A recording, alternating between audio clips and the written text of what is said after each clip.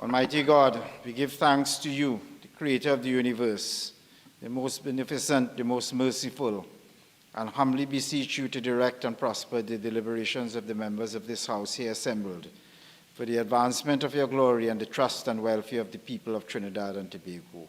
Grant that peace and happiness, truth and justice may be established amongst us for all generations.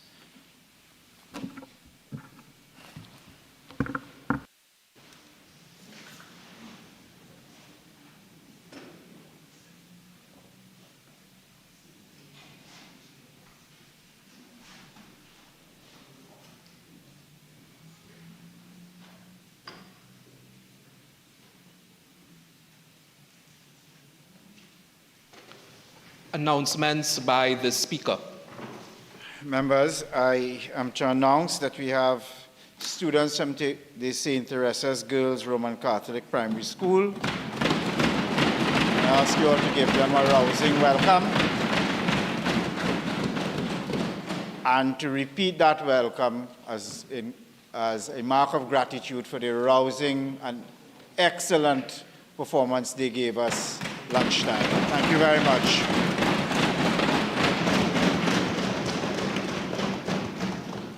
Papers.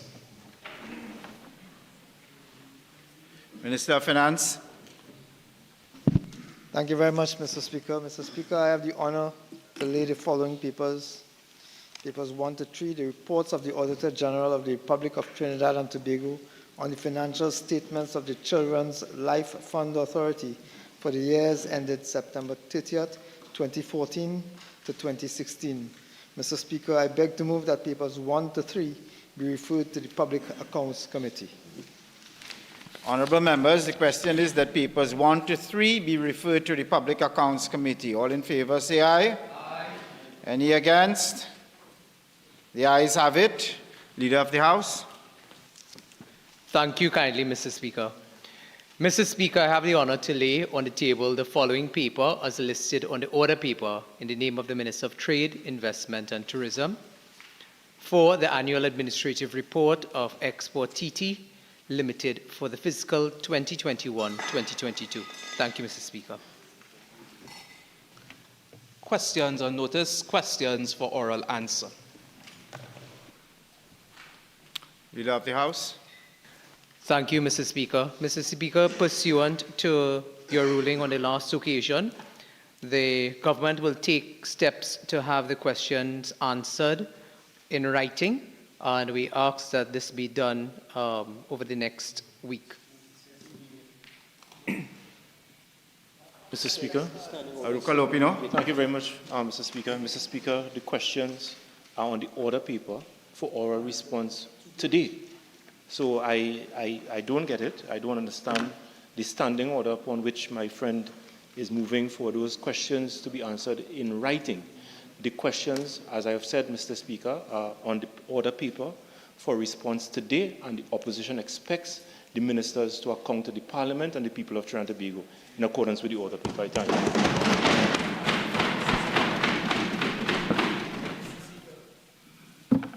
you. Thank you very much. And if I may add to what was just said by my colleague, when one looks at the Standing Order 2910, it expressly says, and we know Mr. Speaker's desire for express provisions, that what for oral answer which remain outstanding at the expiration of 40 minutes shall be answered in writing by the minister to whom the question was addressed, who shall immediately pass copies of his answer to the clerk, which did not happen, for circulation to members at that sitting, which we also know did not happen. And it has appeared on the order paper today already, saying that these would be permitted here today.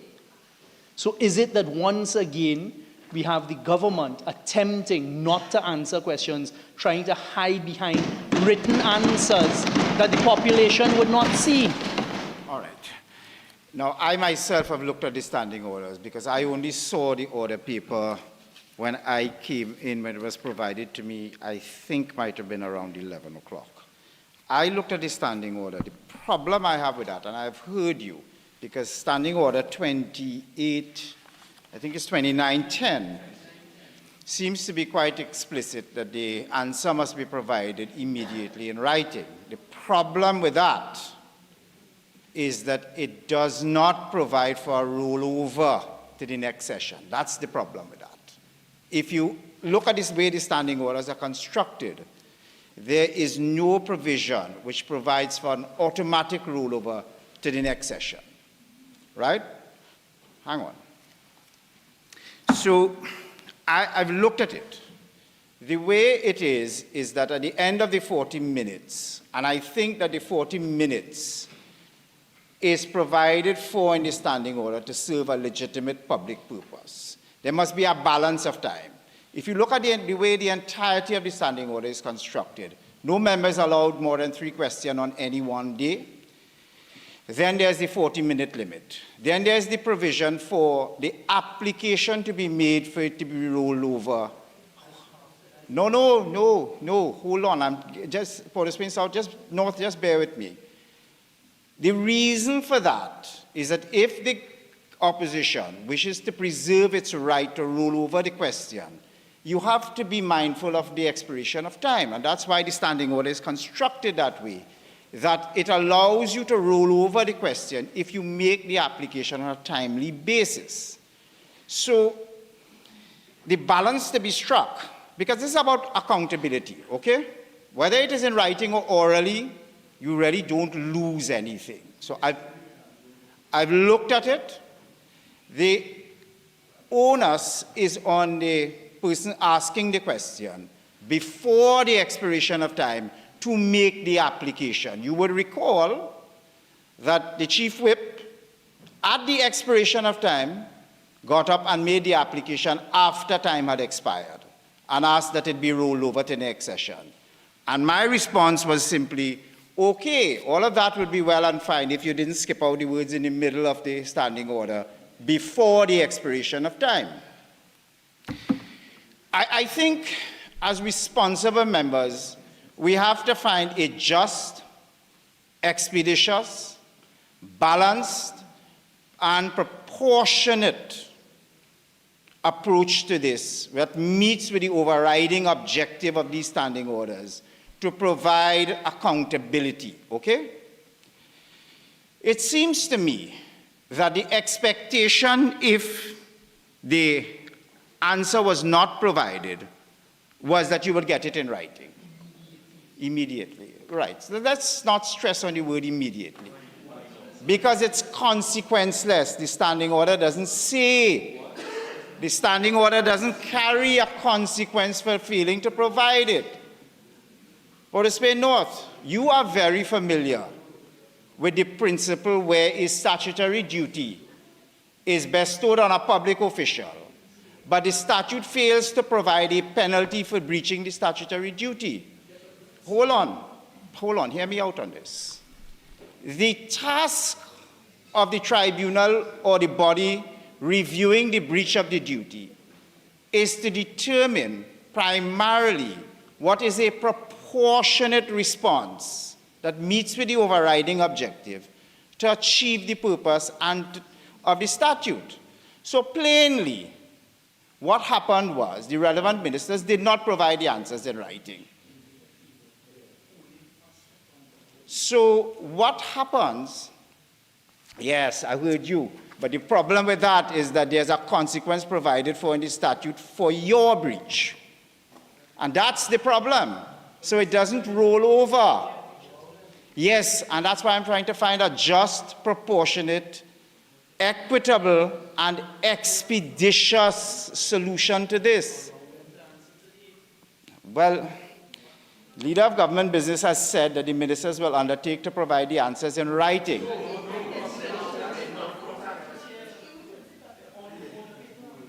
Well, if you could tell me where the standing, can you identify to me where in these standing orders? You see, I don't want to get procedurally belligerent on this, you know. I'm hoping to achieve an expeditious, just, equitable, proportionate solution to this that meets with the overriding objective. That's what I'm trying to do. So, So what I propose to do is convert the questions into writing. Hold on. You still will get your opportunity within 14 days to ask the question. The practice may be what? The practice must be based on some part of these standing orders. Right? Your preference may be for that. Right? But if a practice, if something is to morph into a practice, there must be some basis for it in the standing orders. If someone could point me where in the standing orders it says it rolls over into the next session, I'd be very grateful.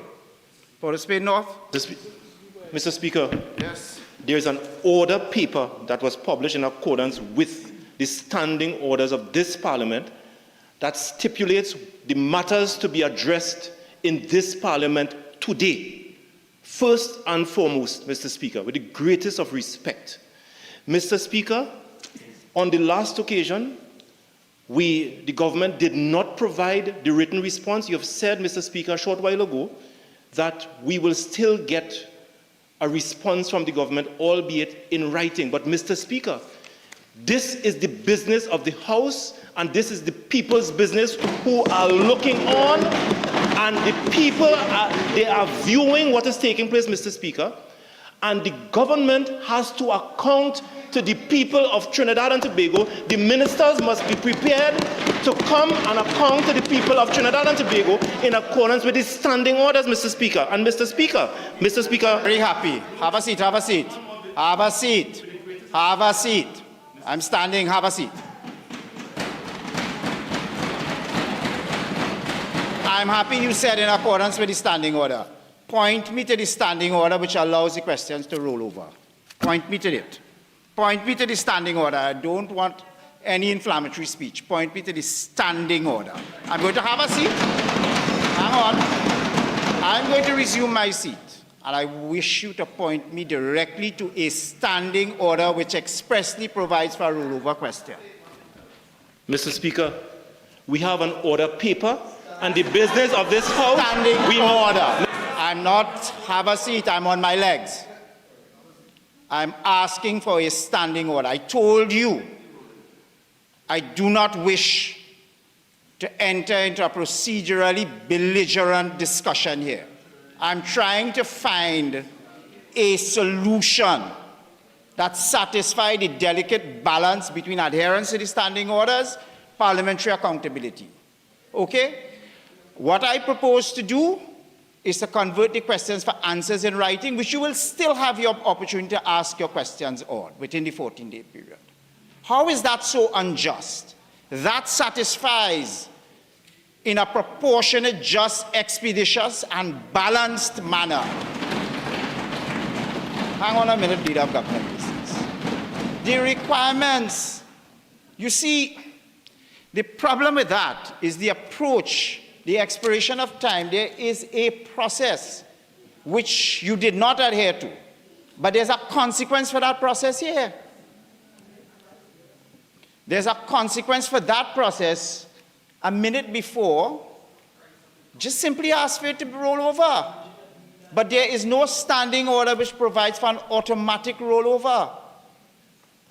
And the standing orders also provide that the conversion into written answers must be done at a different time. I am trying to find a solution to this, right? So unless you could point me to a standing order, the order paper is not my creation. I have no input into the order paper.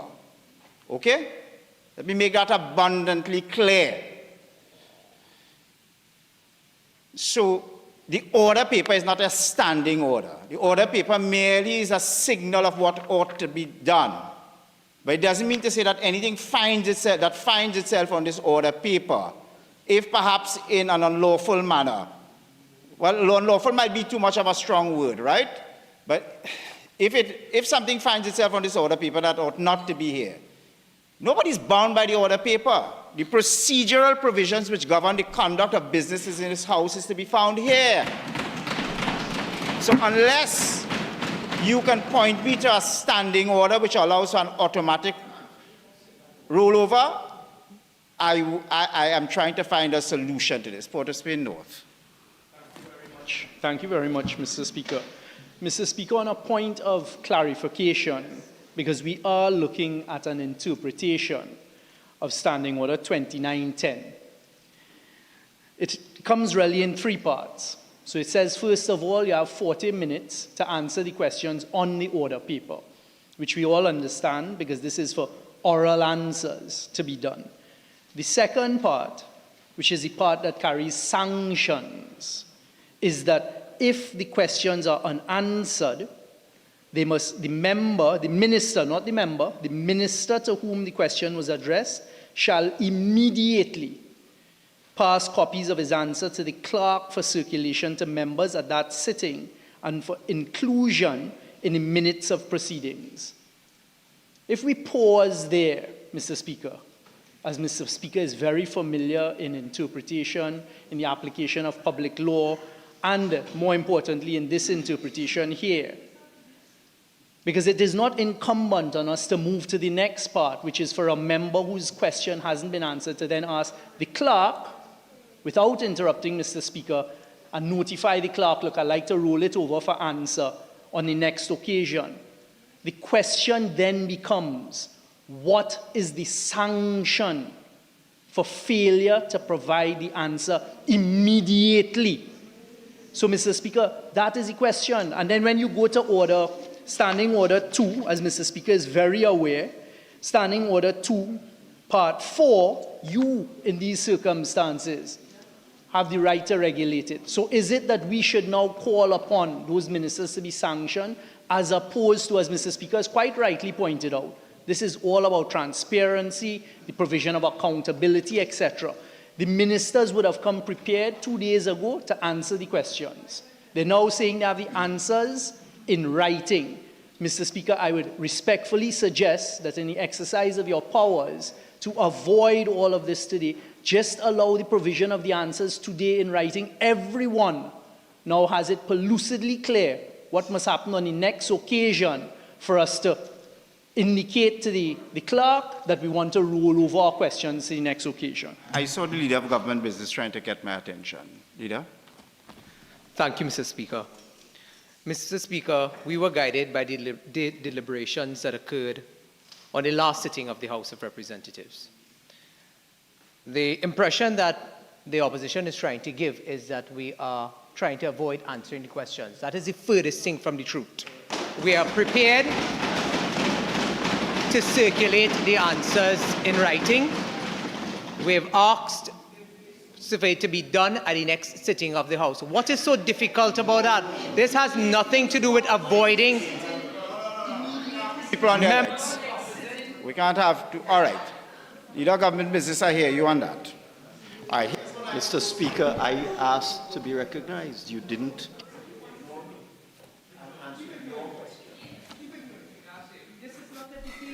All right. No, I'm going to give you a chance to speak. So much.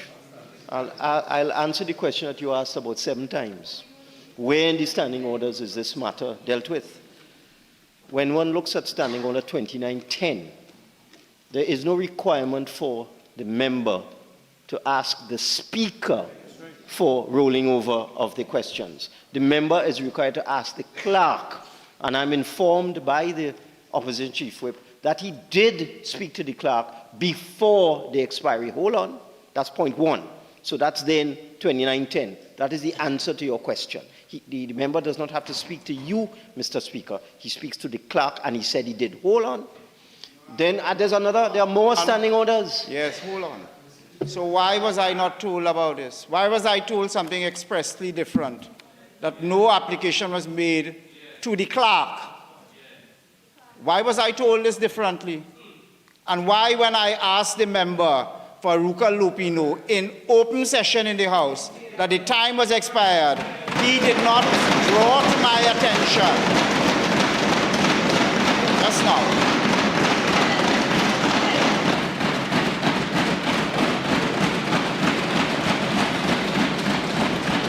Why? Hang on. Why if the application was made to the clerk before the expiration of time, why, when I raised the standing order 2910 with the member for Ruka Lupino and pointed out to him that that would have been relevant had he not skipped over that part of the standing order, why didn't he immediately protest and say, Mr. Speaker, I raised it with the clerk? That is the question I wish to be answered. Mr. Speaker, I'm prepared to answer the question. Because on the last occasion, Mr. Speaker, with the greatest of respect, you asked me that the matter should be raised with you as the Speaker of the House. This is what you rule, Mr. Speaker. I did notify the clerk that we intend for the questions to roll over. When you got up, Mr. Speaker, with the greatest of respect, you rule, Mr. Speaker, you can check the records, that the matter should be raised with you. This is what I said. Why then didn't you say on the record? Why then didn't you say on the record? Why didn't you say on the record? Because you, Mr. Speaker, with the greatest of respect, because you said, Mr. Speaker, that the matter should be raised with you. No. Here's what, all right, we've wasted enough time on this. Mr. Speaker, you did not let me finish. All right, we've wasted enough time on this. Protest.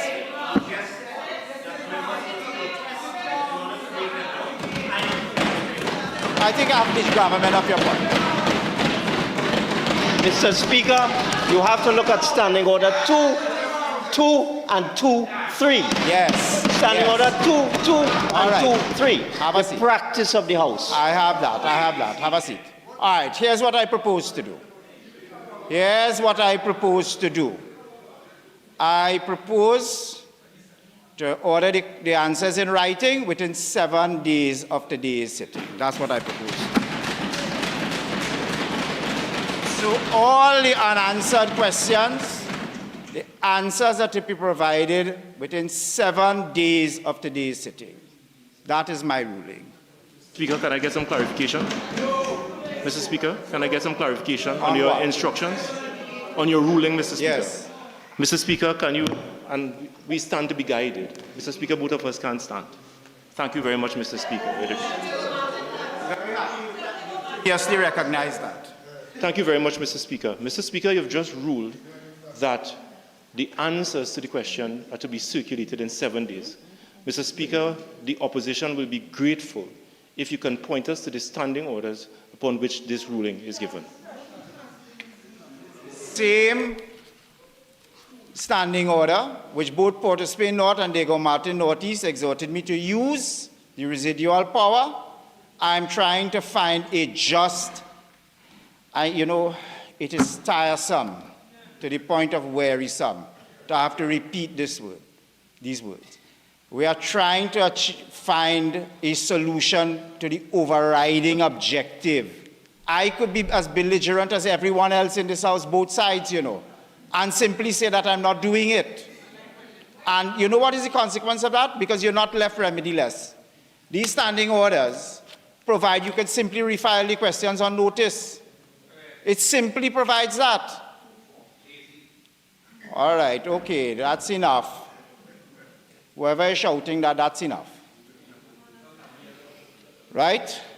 So, if you want to have a procedurally advantageous position, you can simply refile the questions. And when you refile, you get your 4 supplementals as well. So it's nothing that you lose anything by. So you could it's as simple as that. Okay? So I propose that the answers be delivered and circulated within 7 days. That achieves the overriding objective.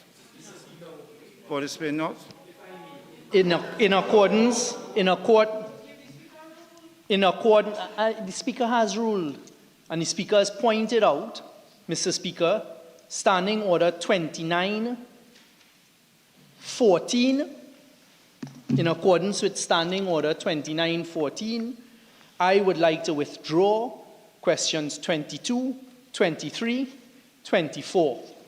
Please. So be it. Thank you very much. Let's move on.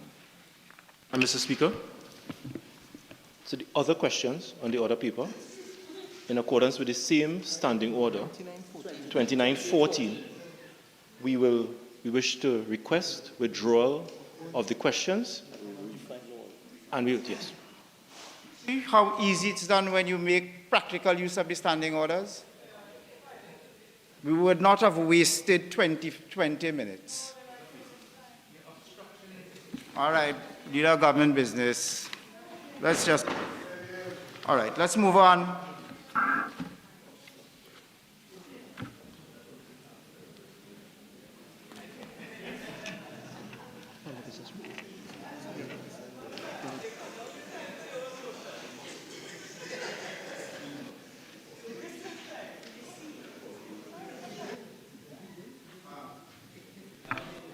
Mr. Chief Whip, can I make an inquiry? Is it that the intention is to withdraw all of the questions and refile them? Yes. Yes, thank you. So that for the sake of the clarity of the public record. Yes, Mr. Speaker, that's a question on the order people. Yes. Public business, private members' business, motions. Member for Arima.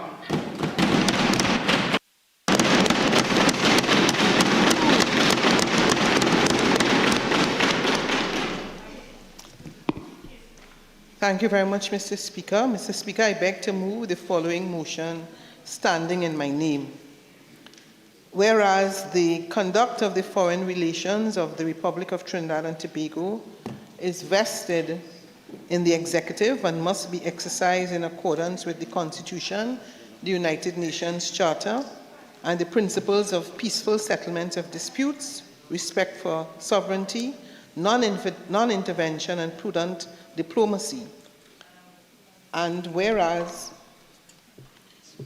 Trinidad and Tobago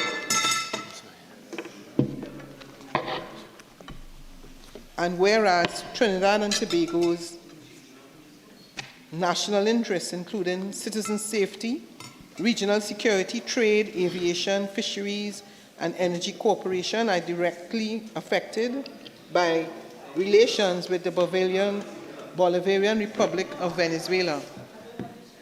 Mr. Speaker, can I kindly ask? I was going to do this. Let's allow the leader of the opposition to proceed in some relative silence.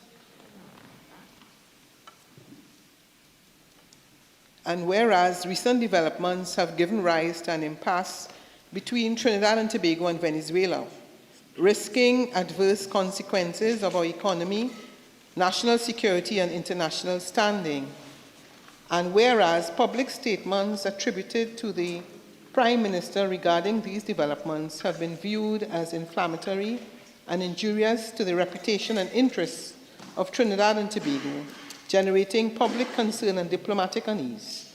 And whereas CARICOM has long advanced a collective approach to external relations, particularly security challenges, to ensure the region remains a zone of peace, which may be interpreted to be at variance with the Prime Minister's statements. And whereas Trinidad and Tobago's foreign policy must be coherent, measured, and aligned with the long-standing traditions of Caribbean diplomacy and international law, be it resolved that this House condemn the inflammatory statements of the Prime Minister which have isolated Trinidad and Tobago and harm its standing and interest. And be it further resolved that this House call upon the government to reaffirm Trinidad and Tobago's commitment to CARICOM and to upholding of international law. I beg to move.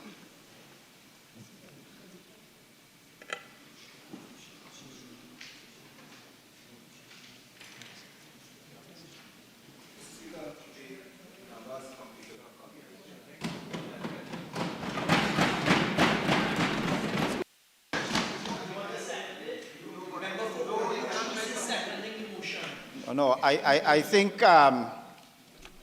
we might have been procedurally askew there. No. Leader of the opposition, I think the procedure provides for you to make your contribution and then the secondment comes. No, it comes after your contribution. Procedurally, this. All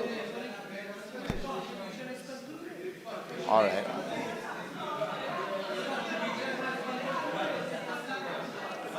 All right, let's not get overly let's not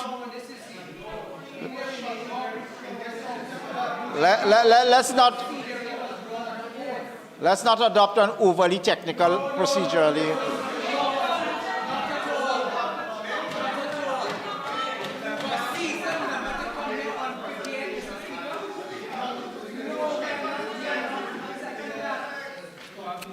Okay. All right. I think it is.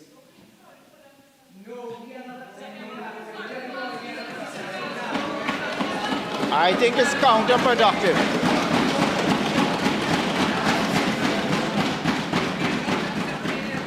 All right. I am going to take a recess for 10 minutes to determine whether I have a discretionary power in circumstances where. Hang on a second. I am going to satisfy myself.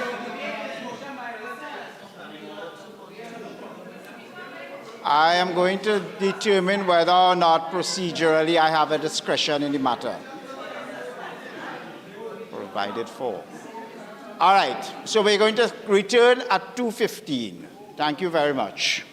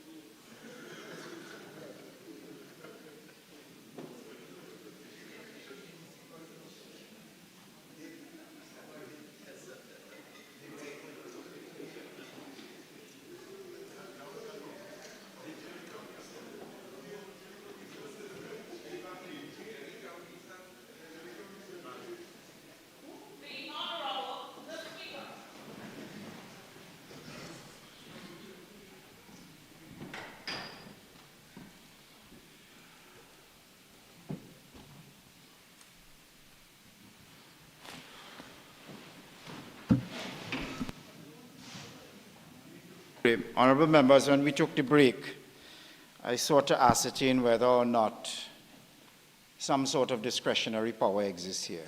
I'm afraid there is no discretionary power. The use of the phrase, "I beg to move," in accordance with the standing order, signals the end of the member's presentation. So what we move to now is a second of the motion. Mr. Speaker, I beg to second the motion and I reserve the right to speak. Honourable members, the motion being seconded, I shall now propose the question for debate. Be it resolved that this House condemn the inflammatory statements of the Prime Minister which have isolated Trinidad and Tobago and harmed its standing and interests. And be it further resolved that this House call upon the government to reaffirm Trinidad and Tobago's commitment to CARICOM and to the upholding of international law. Honourable Puchist. Thank you.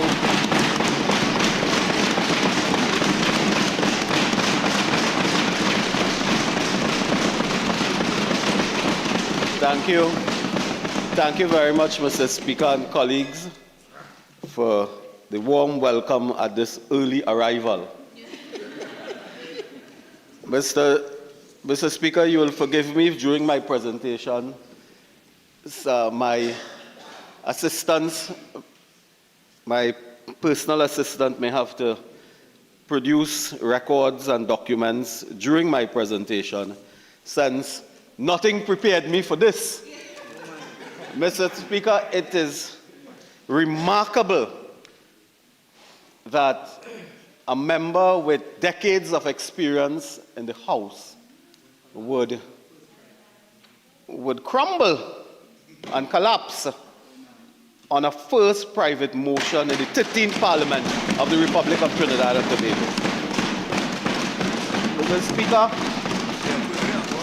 Mr. Speaker, like you, I was eagerly awaiting the defense of this motion.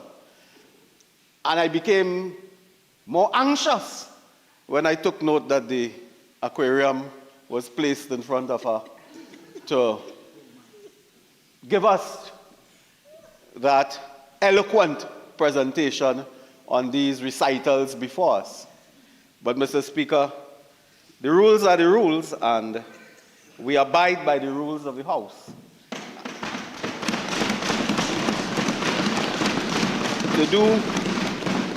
To do otherwise would really leave us in a position where we open the floodgate and then we can choose later to breach every single rule. So we can't do it that way. And had it been some of my colleagues from opposite on my right piloting their first private motion, even, Mr. Speaker, the member for Rapuchis would have bent backward, would have acceded, knowing that they themselves are freshmen and rookies in the Parliament. But, Mr. Speaker, it is really an impeachable, act when it Speaker, happens 48-1. in this manner.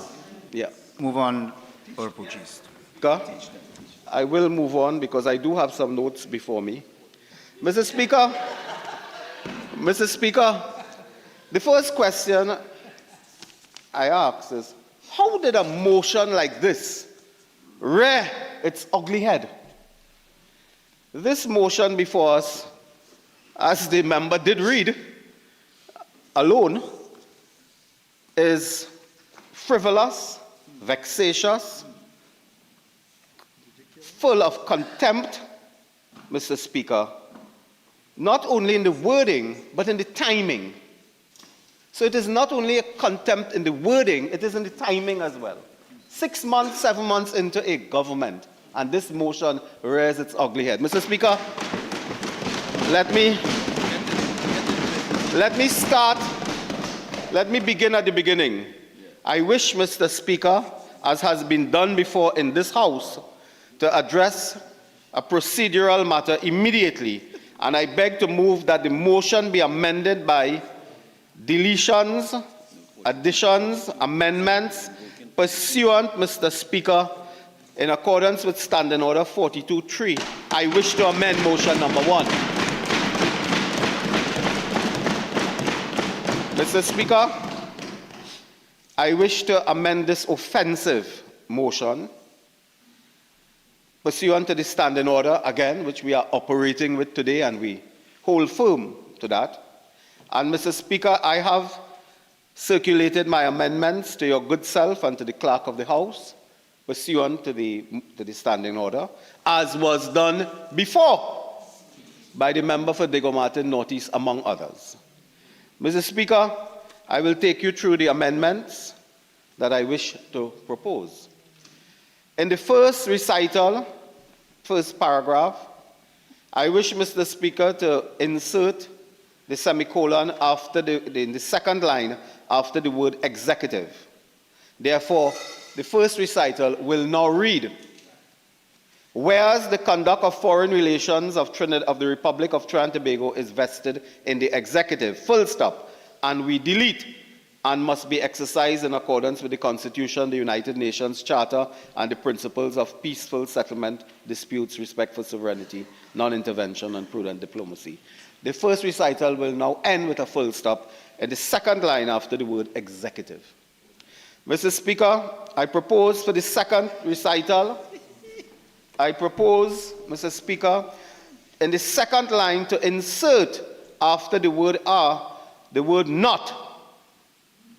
And it will now read, Mr. Speaker, and whereas Trinidad and Tobago's national interests, including citizen safety, regional security, trade, aviation, fisheries, and energy cooperation, are not directly affected by relations with the Bolivarian Republic of Venezuela.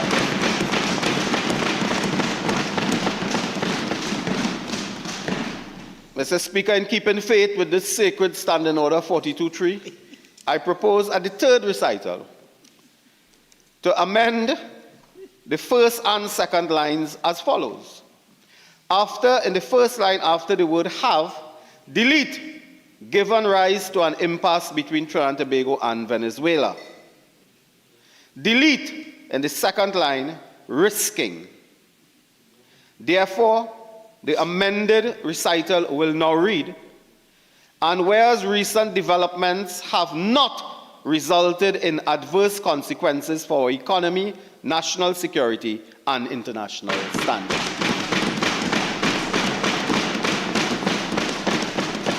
Mr. Speaker, in the fourth recital, I propose the following amendment. On the second line, to insert the word "not" after the word "have." Insert "not" after the word "have" in the second line. And to delete the words "viewed as inflammatory" and. Mr. Speaker, in the third line of the fourth recital, I propose to delete the words "generating public concern and diplomatic unease." For clarity, the fourth recital will now read, and whereas public statements attributed to the Prime Minister regarding developments have not been injurious to the reputation and interests of Trinidad and Tobago.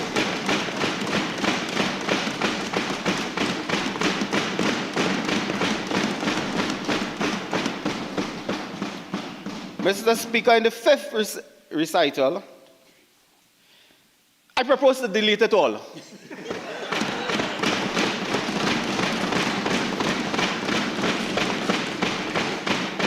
It is contemptuous, offensive.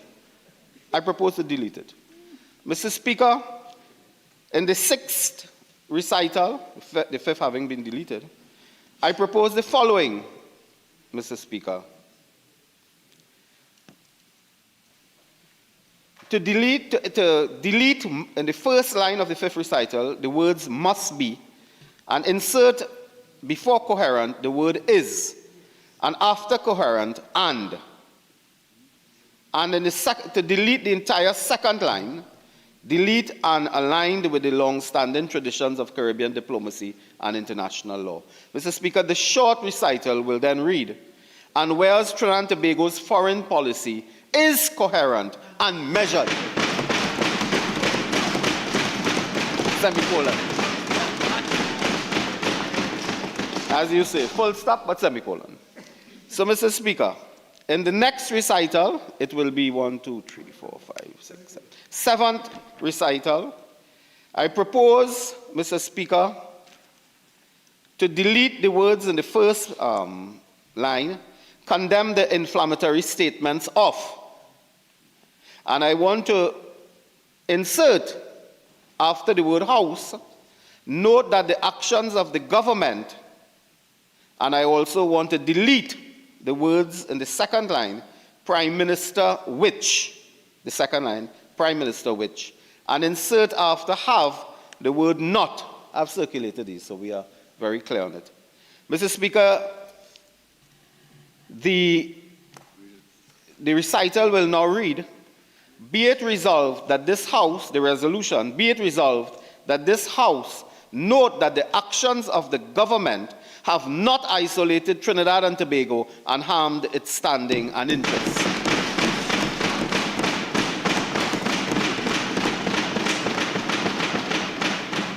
Mr. Speaker, in the final recital, the further resolved, I propose in line 2 to strike out, to delete after the word to, CARICOM and to the upholding of international law.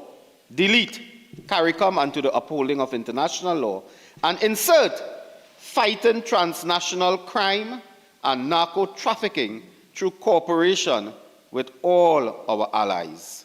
It will now read, Mr. Speaker, finally, and be it further resolved that this House call upon the government to reaffirm Trinidad and Tobago's commitment to fighting transnational crime and narco-trafficking through cooperation with all our allies.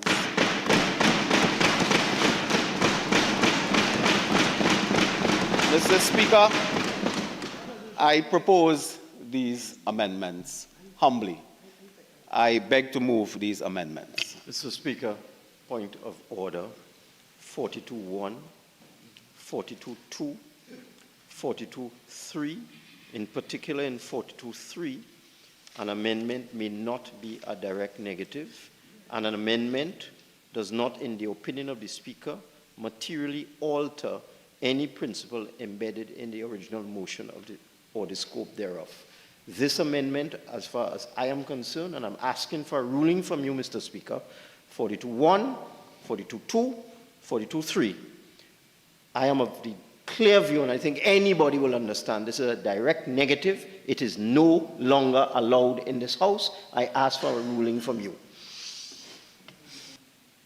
Can I just look at the amendment?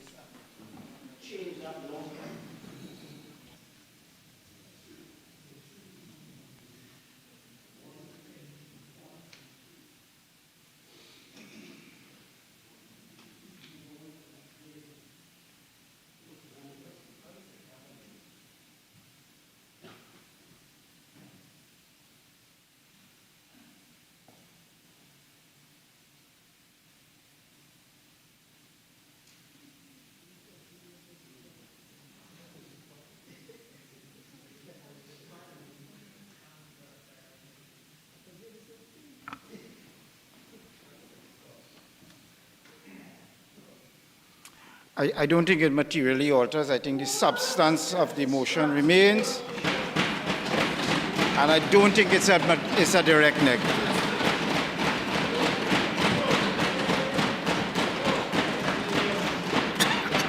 I don't think it's a direct negative. I don't think it materially alters it. I would like to second the amendments brought by my member, Oguchis, and I reserve my right to speak in this debate. Honourable members, I shall now propose the amendment moved by the Honourable Member for Oropouche East and seconded by the Honourable Member for Caroni Central. The question is that the motion be amended by adding and deleting words as follows. In the first recital, by ending at a full stop after the word executive. These have been circulated, so all members should have a copy, and deleting the words "and must be exercised in accordance with the Constitution, the United Nations Charter, and the principle of peaceful settlement of dispute, respect for sovereignty, and non-intervention." Well, I was advised that it was circulated. All right, well, I'll read it out. It will be read into the record. By amending the second recital to insert the word "not" between "are" and "directly." It's not a direct negative. Direct negative has a, look. And in the third recital, delete the words given rise to an impasse between Trinidad and Tobago and Venezuela, and insert the words "not resulted." In the fourth recital, by the addition of the words between "have" and "been," the insertion of the word "not," delete the words viewed as inflammatory and further delete the words generating public concern and diplomatic unease. To be amended by deleting the fifth recital altogether. The sixth recital is to be amended by inserting the word is between policy and coherent, and inserting the word and between coherent and measured, and deleting the words immediately following measured. The first resolution is to be the amendment proposes that the words condemn the inflammatory statement be deleted and inserted note that the actions of the government, and delete the words Prime Minister which, and insert the words have not between have and isolated. And in the last second resolution. Mr. Speaker, point of order, please. Hang on. Point of order, Mr. Speaker. Hang on. Insertion, deletion of the words CARICOM and to the upholding of international law, and insertion of fighting transnational crime and narco-trafficking through cooperation with all our allies. Now, before I put the question, can I hear you on your point of order? Thank you for recognizing me, Mr. Speaker. Mr. Speaker, I wish to draw your attention to Standing Order 42.1. Standing Order 42.1 states that if a member wishes to vary the terms of a motion standing in his name, the member for Oropouche East, Mr. Speaker, this motion that is before this House is not in the name of the member for Oropouche, and therefore he cannot. I need to read along a little bit after that. And if you go to Standing Order 42.3, it gives any member the power to amend. So I think you need to read along a little bit. All right. So I now propose to put the question. 42.3, you just need to read a little further down the standing order, and perhaps you can avail yourself of that. Yes, but, all right. Yes, any member may propose an amendment. So I will put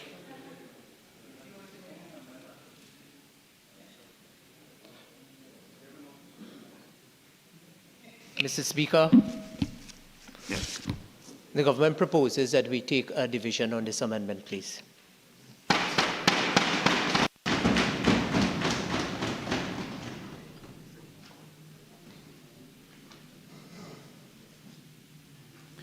Honourable members, I shall now propose the amendment moved by the member for Oropouche East and seconded by the member for Caroni Central. The question is that the motion be amended by adding, look, for economy of time, I wish to say that the motion be amended in the terms as read out earlier. Member for Oropouche East? I don't think I'm advised by the clerk that no vote is necessary at this. Right?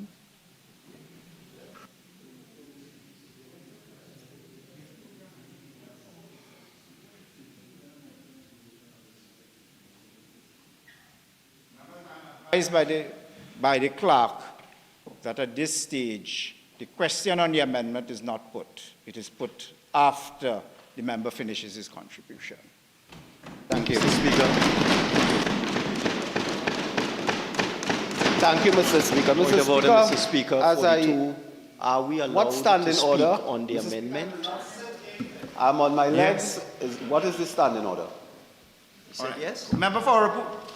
On the amended motion. Oropouche East, continue. Thank you very much. Mr. Speaker, I will therefore address my mind to the amended motion, issues arising from the amended motion, issues that are pertinent to the areas of trade, regional security, citizen safety, the practice of diplomacy and foreign relations, and of course, Mr. Speaker, the matter pertaining to our commitment, the government's commitment, to fighting transnational crime and narco-trafficking through cooperation with our allies. Mr. Speaker, there can be no doubt that in the 6 to 7 months, Trinidad and Tobago has stood tall and proud as the Prime Minister of Trinidad and Tobago, the Honourable Member for Siparia, carried the torch of diplomacy.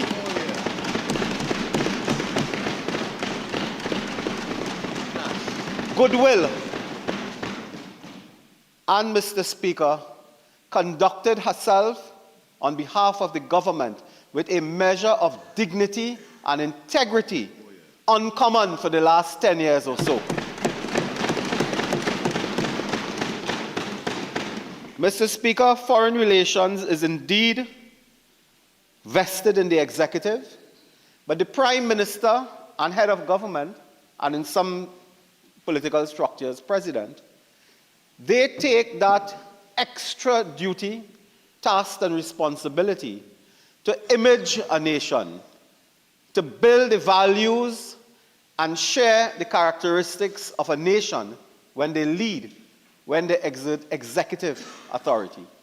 Mr. Speaker, it is common throughout the world that leaders, whether it's the President of the United States, the Prime Minister of Trinidad and Tobago, Prime Minister of the United Kingdom and Wales, and so on, they embody what the country is about. Their words and their actions define our national interests and our national values.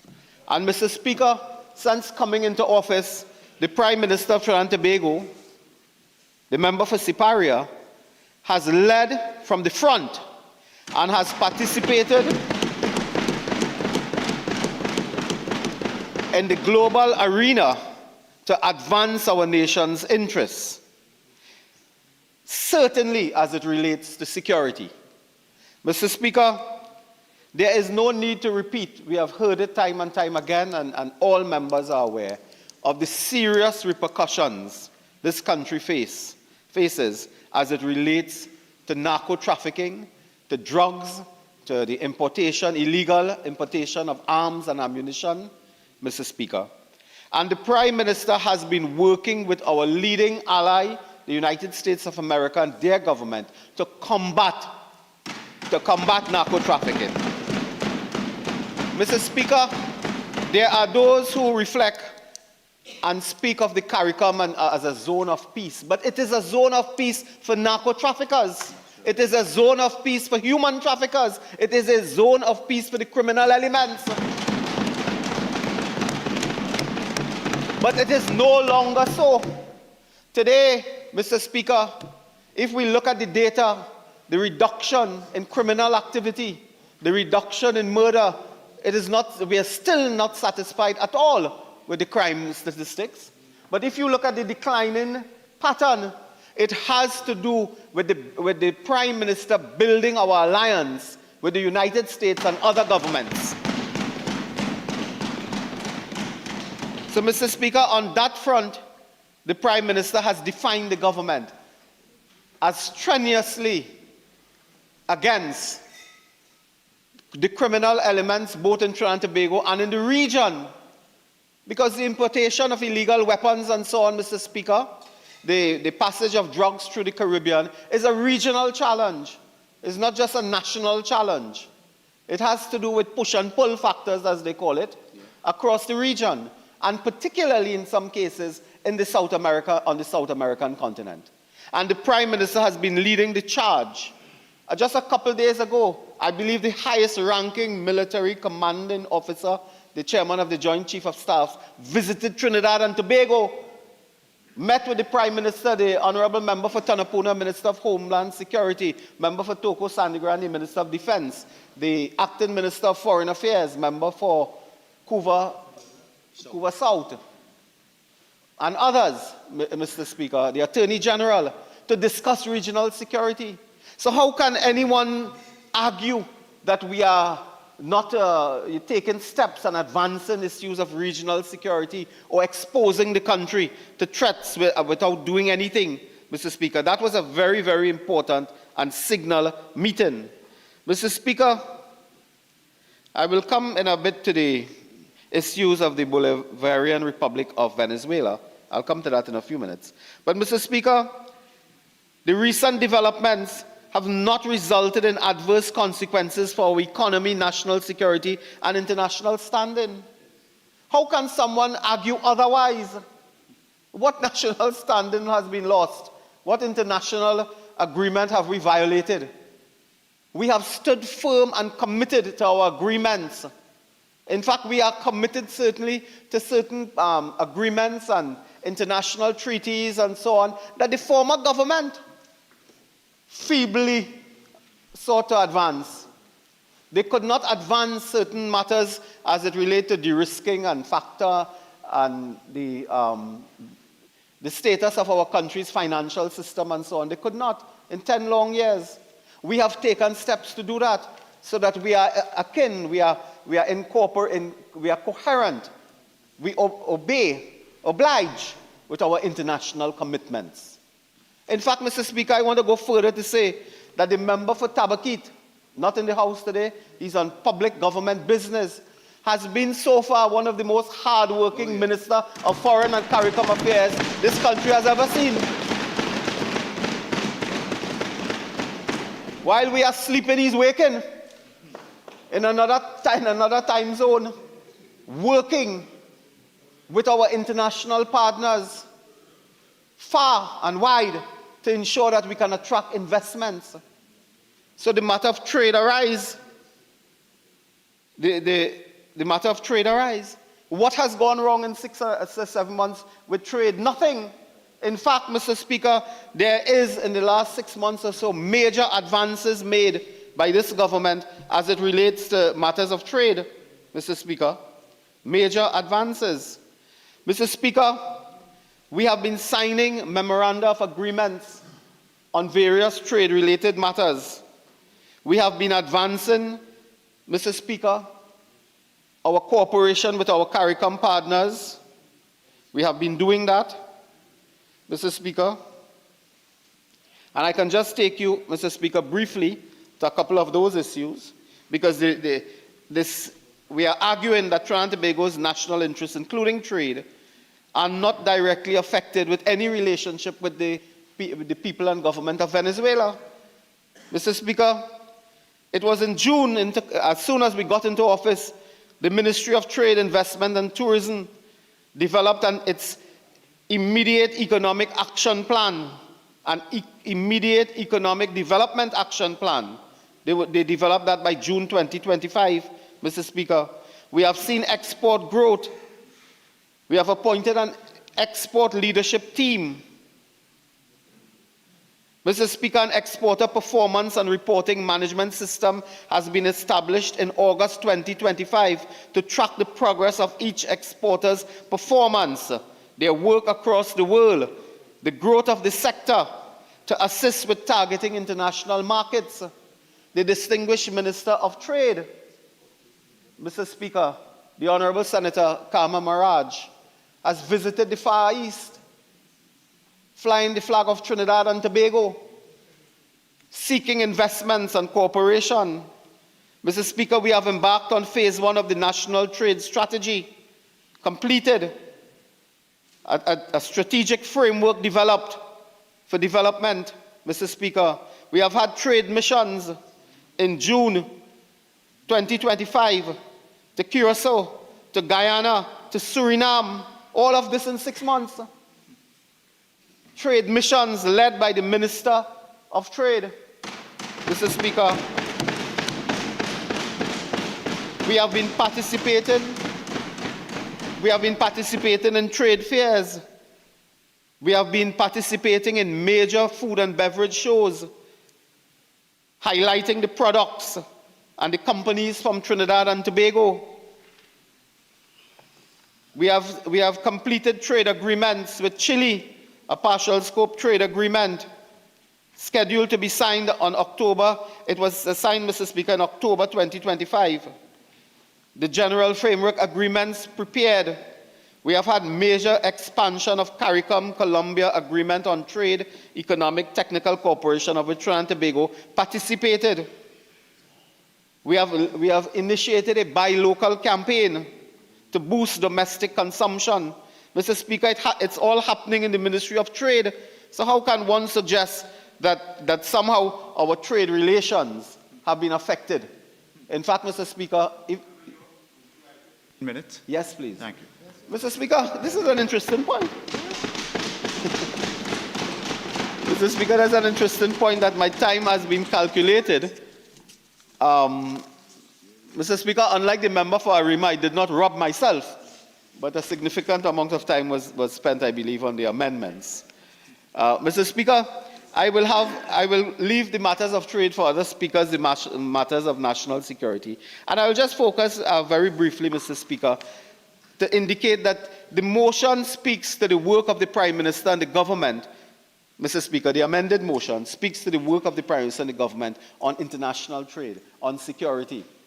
In the aviation sector, we have members who can speak to that. We have been doing bilateral agreements on aviation with several countries. The hard-working Senator Minister of Transport has been working very hard on those matters. Mr. Speaker, I will just take you briefly to the issues as it relates, Mr. Speaker, to foreign affairs. Don't forget, Mr. Speaker, we must never forget that upon coming into office, before some of us could have even settled in our ministry, we got the visit of the Indian Prime Minister, Narendra Modi. First Indian Prime Minister in decades to visit our shores.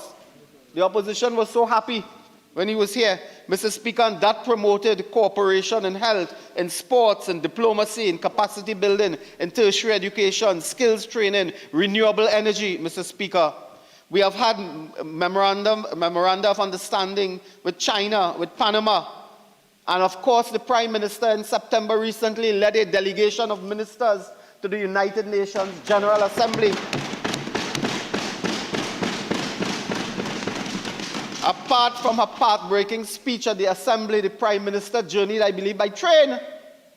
Took extra hours. It's not as convenient as air travel, Mr. Speaker. Went by train to Washington, D.C. to meet His Excellency Marco Rubio, Secretary of State. Emerging out of that was an OFAC license to conduct transactions and negotiations with Venezuela. And what is amazing, Mr. Speaker, they lost the license. When we got into office, the Prime Minister led quietly, without much fanfare, led quietly a small team that included myself to conduct business to get a license from the United States Treasury Division. So how dare you talk about relations with Venezuela leading to impeding our progress? How dare you raise that issue? We are now conducting our business as it relates to the Dragon gas field. Mr. Speaker, notwithstanding statements being made, that continues uninterrupted, Mr. Speaker. So we are on the move. Mr. Speaker, I want to place on record, because I know others, well, if they don't foul up with their chance to speak, Mr. Speaker, they may raise this issue. Mr. Speaker, it's so sad, I have in my hand here my notes. I put Arima started at 1:56 p.m., and I don't have a single note to refer to here now. No rebuttal at all. So, Mr. Speaker, and finish at 1:57. Mr. Speaker, on the matter which is in the motion, the amended motion that I'm speaking about, Mr. Speaker, on the Venezuela issue. Mr. Speaker, I think we need to remind the country that notwithstanding very strong trading and cultural relations with the people of Venezuela over the years, we have really had no commercial relationships with Venezuela on energy matters. We have not been trading in energy. We trade on a host of other matters. I'm sure the Ministry of Trade will have the records and so on. But we have nothing. We have agreements. We have license. But we have not really been trading. So to suggest in some way that the statements of the Prime Minister resulted in some calamity and so on with Venezuela, we don't earn a dollar. That's sensationalism and propaganda. Mr. Speaker, we have, Mr. Speaker, you won't believe, but we have energy business in Dominica, in Suriname, in the United States of America. We have business we conduct for which we earn money. We earn revenue from Dominica, Suriname, the United States of America, Houston, Texas. Mr. Speaker, we don't earn money at this moment from the government of Venezuela. So don't suggest that we lose something. There was nothing to lose. And our trading arrangements on the energy front, Mr. Speaker, have taken us to Guyana, where we were very happy to learn of the invitation of the Honorable Vikram Bharat, Minister of Natural Resources of Guyana, to participate in the energy conference next year, early next year, in which we expect to sit a high-powered team, Mr. Speaker, to discuss relations and trade. And Mr. Speaker, if things go right, that we anticipate, Trinidad and Tobago will very soon have a footprint in the Cooperative Republic of Guyana in the energy sector. What they couldn't do for years, Mr. Speaker, so there's no impact on relations with the Republic of Venezuela as far as it relates to energy matters. We do have cross-border interests and what is called a cross-border interest. So there are fields, Mr. Speaker, the Loran, the Coquina, the Capoc, Dorado, across the border, of course, Dragonfield, which I spoke about. We have ongoing discussions, Mr. Speaker, in the world of energy, as members opposite know, and the member for Port of Spain North should know. We are not at liberty to speak in detail on confidential and private agreements, initiatives, discussions, and so on. I wish I could tell people some nice, good news that is taking place, but I can't.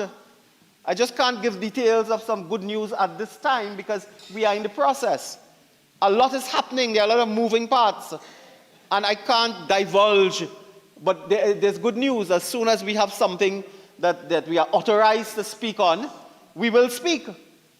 It is not just Dragonfield, Mr. Speaker. It is much more. It is much more.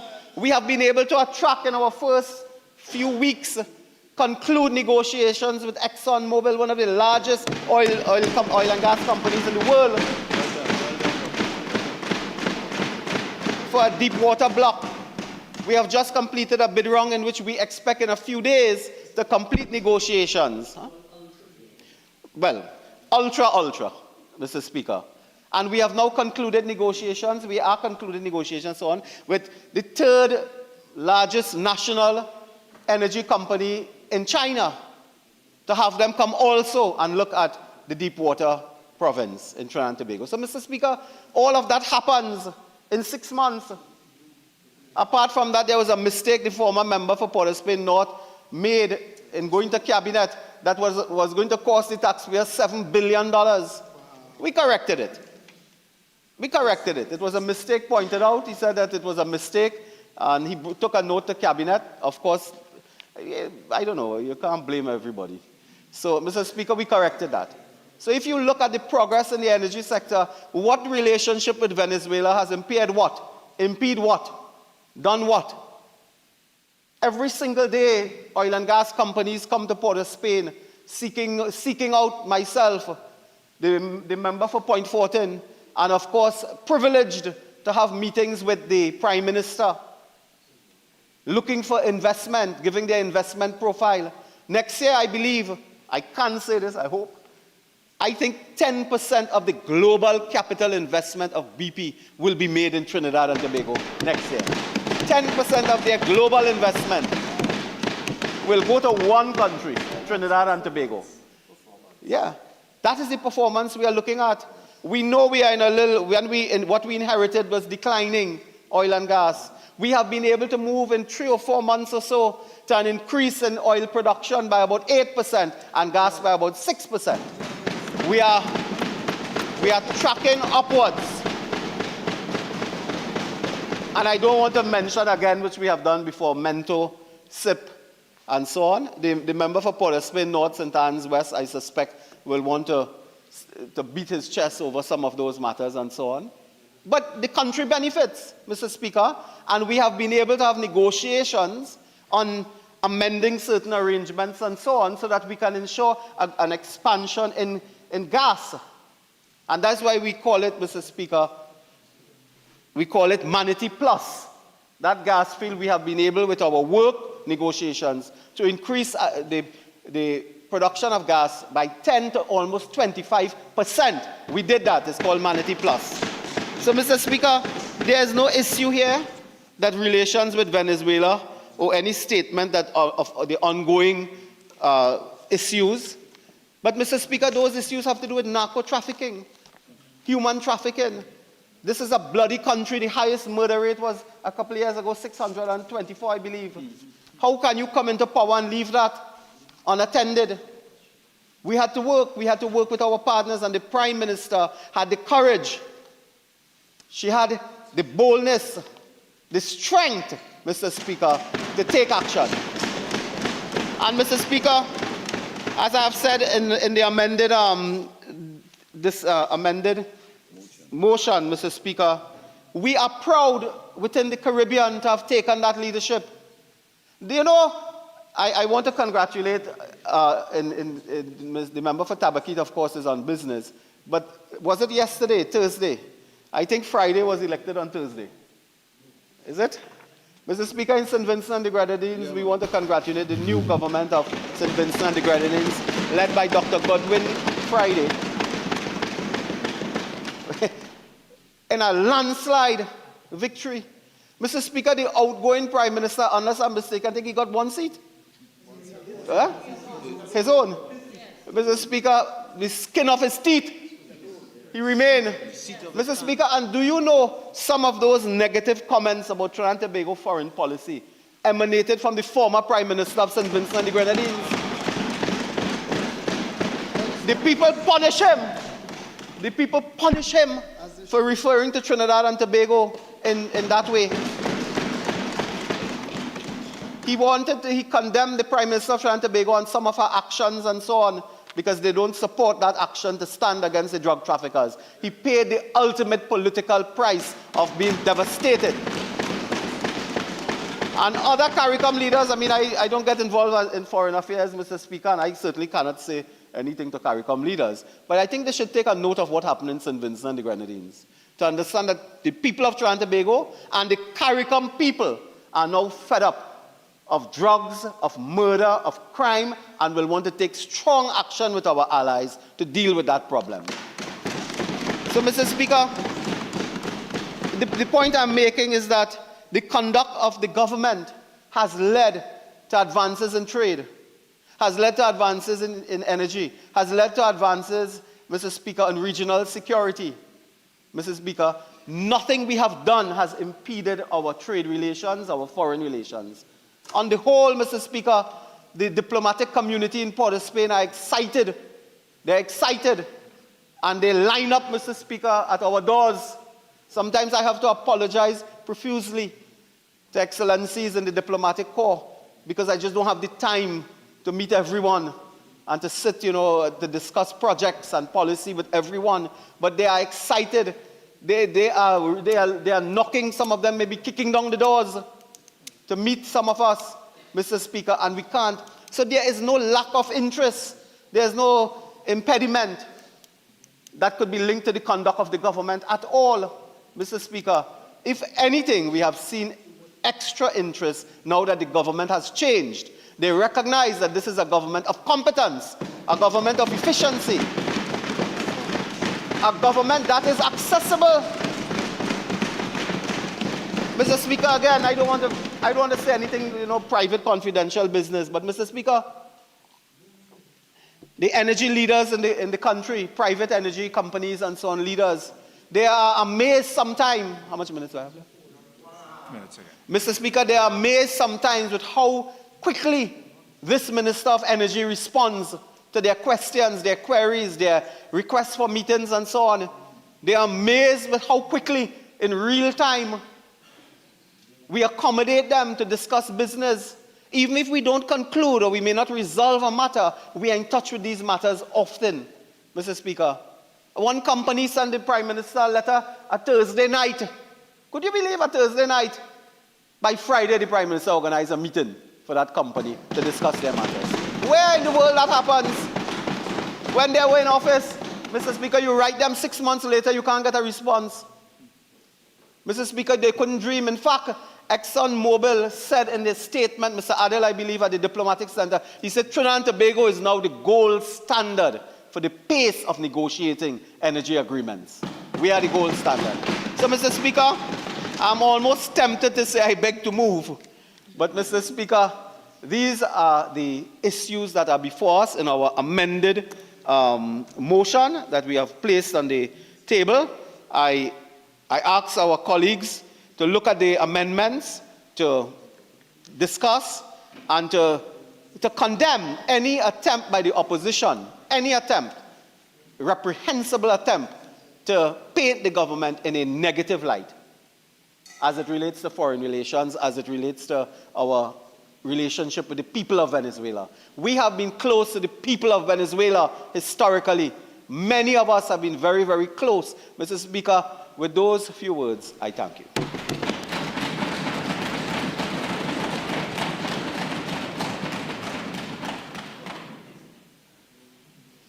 Order Spain North. Thank you very much, Mr. Speaker. Mr. Speaker, I'll start my contribution this afternoon by pointing out, for the purposes of those looking on, to what is the inescapable fact that we're dealing with here. And it is the original motion.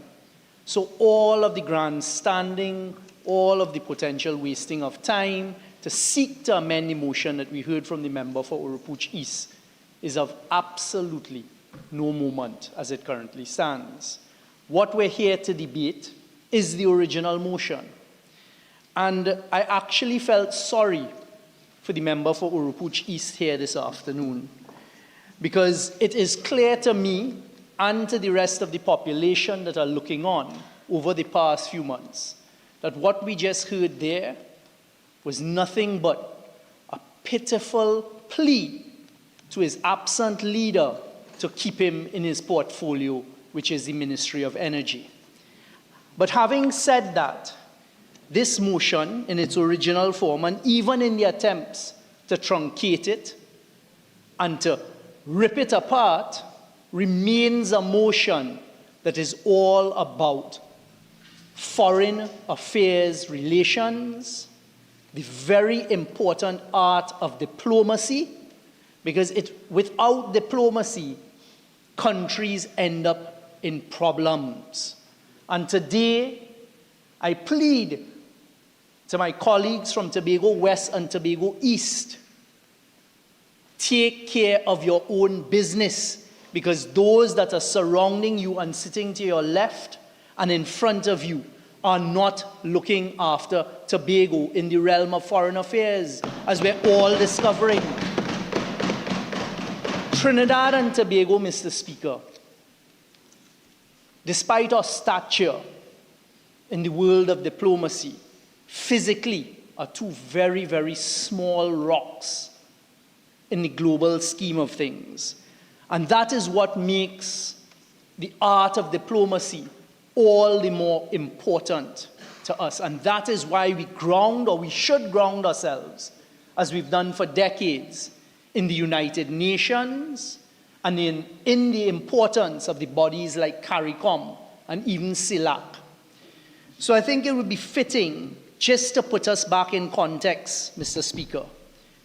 When you are as small as we are and other CARICOM islands are, you depend on the principles of the UN Charter for food security, because we do not grow or manufacture enough food to feed our population. And I dare say we may never reach to that stage, unfortunately, because we simply don't have the amount of fertile land or sometimes even the will, no matter how governments try, to be able to do it. So you depend on others for food. And I remind the population through you, Mr. Speaker, cast our minds back to COVID, when the world did not know what it was dealing with. I can say, because we as a government at the time, one of the first fears that we had for the people of Trinidad and Tobago, and in speaking to CARICOM leaders, they shared it, and other small countries across the world, is when the larger developed countries, the wealthy countries, are faced with something like COVID, the first thing they do instinctively is to secure themselves for their populations. And the first conversation taking place across the globe with COVID was, where would the food come from? How much food do we have on island to be able to secure our population? So we depend on the rest of the world for food security. We saw it with the Russia-Ukraine war. Ukraine is one of the largest producers of wheat in the world. Immediately, There was a global shortage and the price of wheat skyrocketed, which meant the price of flour, which meant there was a scarcity potentially of flour, and panic buying took place across the world. And you see, a responsible government understands the jigsaw puzzle. And I'd like to start with food security, and then there's medical security as well, because we don't produce pharmaceutical drugs in Trinidad and Tobago. So when we burn bridges, where are those pharmaceuticals going to come from? The COVID vaccine, when it was produced, was the most scarce item for countries like Trinidad and Tobago across the globe. It showed us and should have opened our eyes that we are not living in isolation as this government seems to believe. And no matter the amount of attempts by this government to say, no, we are not being utilized as X, we're not utilized as Y, Tobago, if you travel back to Tobago today, take a walk around the airport, see what is newly imported there. So, Mr. Speaker, the point is that whilst we're being told by those on the other side, don't worry about this, don't worry about that, we're seeing the exact opposite, and that is why foreign affairs and diplomacy becomes so much more important. Financial security is the same thing. The previous speaker for Oropuch East made a lot of fanfare about FATF, and he forgot Global Forum. He was trying to remember it, and the financial security. One of the first things we did along with CARICOM leaders, I recall it, my first trip to the US Capitol to meet with the leaders at the US Capitol was along with the Prime Minister of Antigua and Barbuda, the Prime Minister of Nevis and St. Kitts, Honorable Nigel Clark from Jamaica, who was then the Minister of Finance, for us to meet with the Financial Standing Committee and these committees to tell them about the region and Belize, because countries were about to be de-risked and we would lose correspondent banking. These things can happen by making the wrong decisions. And I fear for Trinidad and Tobago because it is clear that under the current leadership, we are finding ourselves on a daily basis more and more at risk.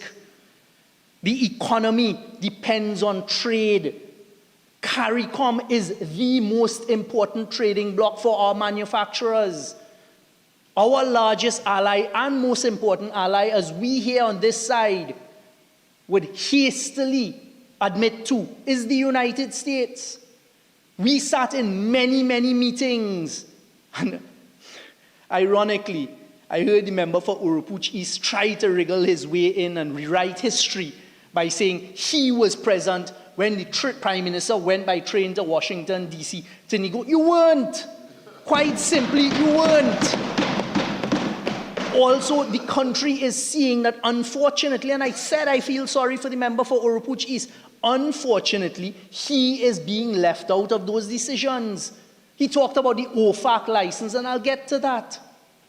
But I felt sorry for him that he raised that because it was clear. The honorable member's first utterances on the OFAC license and trying to say that he couldn't understand because the documents are in Spanish, etc. It was clear that he had not even seen the OFAC license at that point in time, Mr. Speaker. Because an OFAC license is in English. And the irony as well is, OFAC has become a household concept now in Trinidad and Tobago. But that is because the PNM government at the time refused to just allow the hurdles of sanction stand in the way of the progress of Trinidad and Tobago. And we found a way, we discovered that it is possible to get waivers from OFAC and to pursue this country's interest.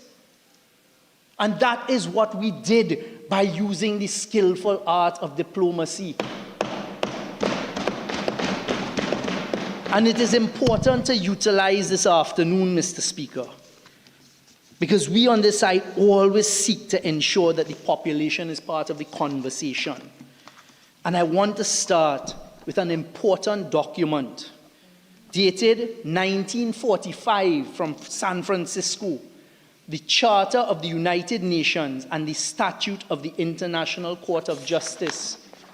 You see, the importance of this is we in Trinidad and Tobago speak about documents, we speak about principles, we speak about concepts, but very often we have not gone to the documentation, as Mr. Speaker would be familiar with, and read it ourselves to understand Trinidad and Tobago. Our foreign affairs principles should always have as an important pillar the grounding in non-interference and non-intervention in another country's domestic affairs. We are too small to become a pawn or to interfere, especially in our closest neighbors' domestic affairs. So the United Nations Charter that we were one of the first subscribers to and we believe in until the 1st of May 2025 of this year starts off at Chapter 1, Mr. Speaker. Purpose and Principles, Article 1. The purposes of the United Nations are 1, to maintain international peace and security, and to that end to take effective collective measures for the prevention and removal of threats to the peace and for the suppression of acts of aggression or other breaches of the peace, and to bring about by peaceful means and in conformity with the principles of justice and international law, adjustments or settlements of international disputes or situations which may lead to a breach of peace. When did the people of Trinidad and Tobago give a mandate to those on the other sides to break away from this important principle that keeps us out of war? The second, Article 1(2), to develop friendly relations among nations based on respect for the principle of equal rights and self-determination of the peoples, and to take other appropriate measures to strengthen universal peace. Which right-thinking citizen of Trinidad and Tobago, concerned about us now presently and our future, would say we should drift away from these moorings? You go to Article 2, the organization and its members in pursuit of the purposes stated in Article 1 shall act in accordance with the following principles. 1, the organization is based on the principle of the sovereign equality of all its members. The sovereign equality of all its members, and that is what protects Trinidad and Tobago. That countries around the world who subscribe to the United Nations Charter respect our sovereignty. And I can tell you that every single member on this side, all 13 of us, will do what is necessary to protect Trinidad and Tobago's sovereignty. In the protection of your sovereignty, you must use the art of diplomacy. And the art of diplomacy means you must have the ability to work with other sovereign nations. You are not always going to see things eye to eye. You don't always see things eye to eye in your family, with your neighbor, with your friends, with your foes. But what you must do is you must find common ground. You must find ways to maintain balance, and that is what we did for 10 years. Because you see, Mr. Speaker, this is not new to us. The current President of the United States, President Trump, was the president in 2016 as well. And it is during that period of time, the United States took a decision to increase the sanctions on our neighbors in Venezuela. And that brought about the need to pursue things like an OFAC license. What did we do? And the country needs to know this. The PNM government in office at the time worked with both the United States and their administration, as well as those who were in Venezuela, President Maduro and his administration. And we utilize CARICOM, and we work with Uruguay, and we work with Norway and others to ensure the next concept I'll come to is the zone of peace remained. I recall during that period of time going to the US State Department and meeting with one of the advisors to President Trump on Venezuelan relations, Elliot Abrams, and putting forward our position. And you know what our position is? And unfortunately, we've moved away from it under the current administration, is we must all find common ground and we can be honest brokers on behalf of the concerns of the United States and with our neighbors in Venezuela. Because the UN General Secretary said, it is whoever you pick up, when you call to the Prime Minister or the President's office, whoever picks up the phone, that is who you must deal with. And we sat here in this house for years, hearing the ridicule, the attacks, which are nothing less than trying to undermine this country's sovereignty and the principles that we on this side and the right-thinking members of society believe in, of non-intervention and non-interference. Those on that side, they talk about Venezuela, they were one at the forefront of recognizing President Guaido. Today, President Trump does not even recognize that President Guaido. And what you need to do is protect the ground that you stand on, whilst being respectful, whilst maintaining the important relationships, including with our most important ally. To sit here and to listen week after week about national security, collaboration and cooperation, every single time we spoke to our friends in the United States, that is always one of the most important topics of conversation. And they know, and they will tell the population, as they have, that we remain one of their most important allies in the battle and in the protection of national security and global security. But in doing so, you must find the right balance. And that is what we are concerned about. To hear the member for Oropouche East, the previous speaker, talk about energy and say, well, there was no energy coming from Venezuela. Again, a very basic attempt, and an unfortunate one, Mr. Speaker, in attempting to mislead the people of Trinidad and Tobago. The reason for that is because of sanctions. Because by 2018, we had negotiated a commercial term sheet for Dragon gas, the prices, the allocation, including a power tranche.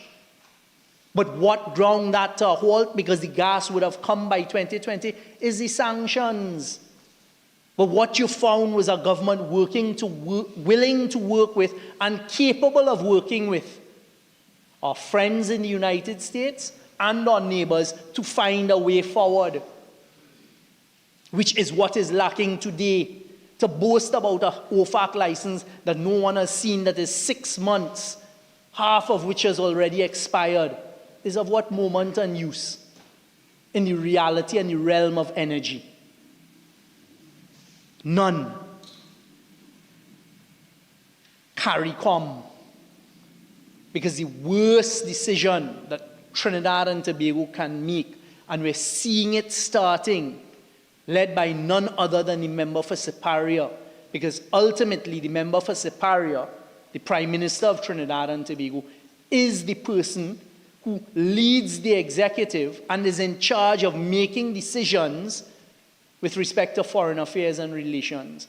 A leader of a country can lead a country left, right, or center, and in making his or her decisions can break away from traditions and make a country progress or make a country regress. The importance of CARICOM cannot be spoken about enough. Because CARICOM formed in 1975. was formed for specific purposes. As I said, it is our most important trading bloc for our manufacturers. I recall in 2016 when we came in, we had to go up to Jamaica to try and fix relations because the purchasers in Jamaica were about to boycott Trinidad and Tobago's manufactured goods because of the previous administration's decisions and insults to the members of CARICOM. If that happens, our trade, our manufacturers suffer. So you cannot say we don't need CARICOM. You find ways, you're going to have differences. Not every leader is going to see eye to eye. A cabinet amongst itself are not going to see eye to eye. But you find ways that are going to benefit us not only today, because that is so short term, but long term. When you're a leader, you're making decisions for decades to come. And that, quite frankly, is missing and absent over the last few months. It is very short-sighted what we're seeing. Take the simple analogy, Mr. Speaker, of your neighbor on your left and your neighbor on your right. The last thing you want to be in is in bad relations with your neighbors. It just brings unnecessary stress to a situation. And that is what we have found ourselves in.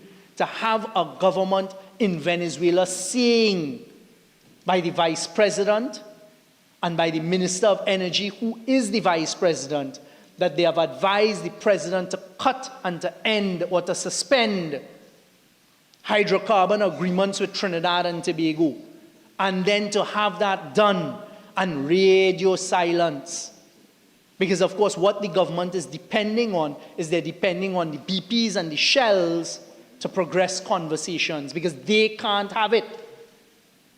Every time, unfortunately, our Prime Minister question was put to our Prime Minister, who do you recognize as the President of Venezuela?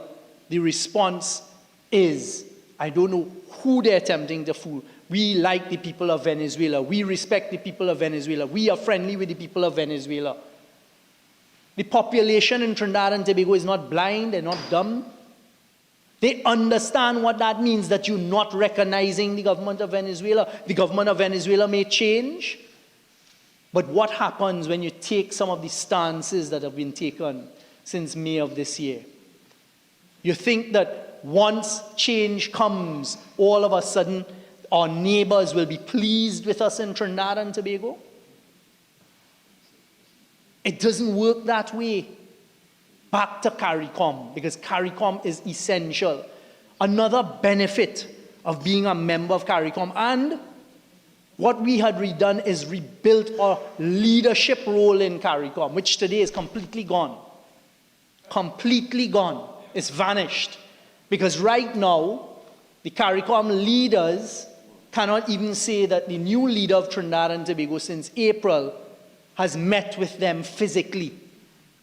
Do you know in these physical meetings, as a member for Mayaro would now have learned, as a member for Tabakit would have learned over the last few months, one of the most important things is relationships, that you go on the margins outside of the caucus area, outside of the meeting, and you have conversations on the margins, and how much is undone, how much red tape is unknotted in the margins, how many deals that could benefit Trinidad and Tobago are struck in the margins, because you can listen, you can hear what the issues of a relationship may be. And that is why you have to be physically present, which is completely absent. You don't insult your CARICOM neighbors the way we have seen since May of this year, when you burn those bridges, because they are all, every CARICOM island's citizens, or CARICOM country, Belize, Guyana, Suriname, all of those countries' citizens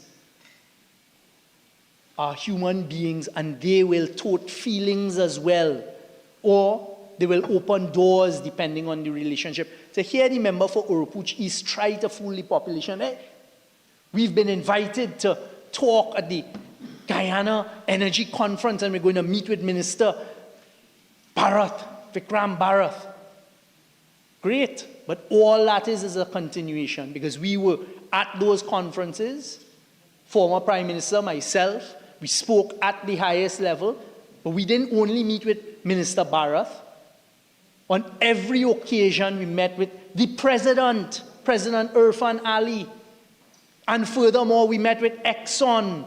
The work that we heard about Exxon, pretending as though that has something to do with this administration, completely false. It was a completion of a process that was already close to completion. To say that, well, I met with the person in charge of the region, okay, that's good. But we visited the Exxon, what it is called, is the campus in Houston, where the executives reside and where the decisions are made, and that is what opened the doors. To hear about BP saying 10% of their global production money would come to Trinidad and Tobago. Trinidad and Tobago for BP globally is a huge asset, and you must work to keep it that way. We used to contribute between 20 and 25% of the revenue. That is what Atlantic LNG is about. That is why they're here. These are the important things of the relationship and where global diplomacy comes in. And that is what is lacking. You cannot break away from CARICOM. The next thing is from a security perspective. Because coming in here this afternoon, one of the sensible questions being put by the media was, are you concerned or do you have concerns based on the recent developments with respect to the platforms that are tens of miles off the coast of Trinidad on the east coast? We haven't started to develop the deep waters yet. And the answer is yes. That is why we bought the Cape-class vessels. But those Cape-class vessels, as the Minister of Defense can attest, have limited capability in what it can repel. Those are bought for the pirates or the fishermen who come too close. They don't have the type of weaponry on it to defend us and our platforms in a state of war. Why have we found ourselves where we have today in this position in such a short period of time? And when you find yourself in this, it's not something you could rewind, you know. When you burn the bridges of diplomacy, you don't then easily reopen it. It takes a lot of work and a lot of effort. And I fear for Trinidad and Tobago when I assess where we are today, because it is clear to me, Mr. Speaker, and clear to us on this side that we are not in a good place. Our relationship with our CARICOM neighbors are strained, and I know that as a fact. The opposition leader could tell you that because of the conversations the opposition leader would have with leaders in the CARICOM, both those who are prime ministers and presidents, as well as the oppositions, because we stay in touch with them. And they ask us, what is going on in Trinidad and Tobago? Why are you putting us in this difficult position, Trinidad and Tobago? What has changed? When it unravels, it is not easily put back together, Mr. Speaker. The zone of peace. One more minute, so if you want your 15. Normal time. Yes, Mr. in normal Speaker, time. I'll take my full time and 15 minutes.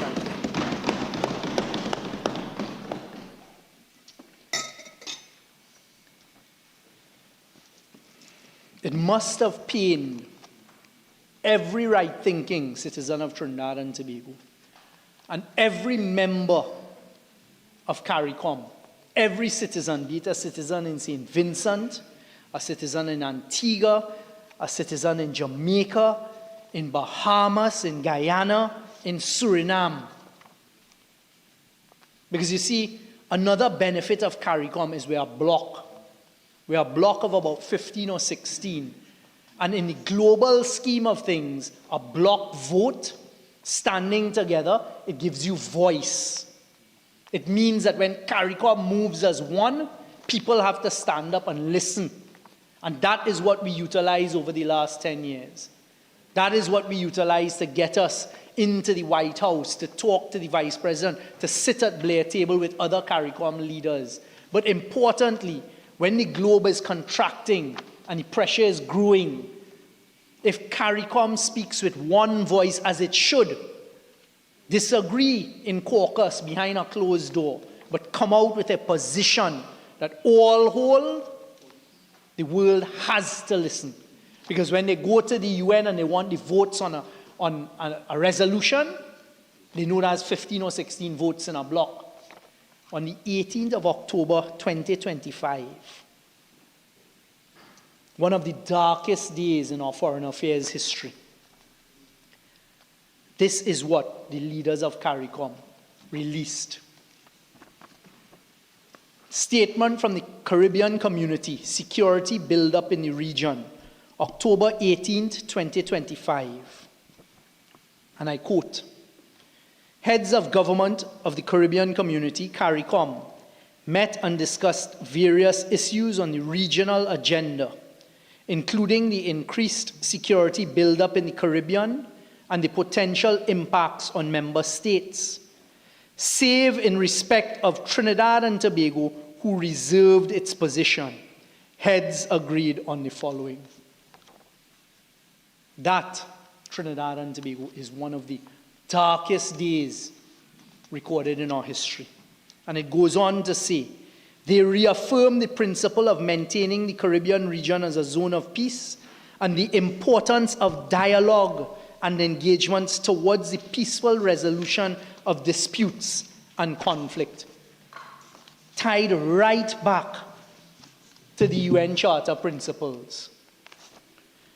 CARICOM remains willing to assist towards that objective. Diplomatic language to say, we will assist in mediation, we will assist in conversation, we will be honest brokers, because we don't want a war on our doorstep.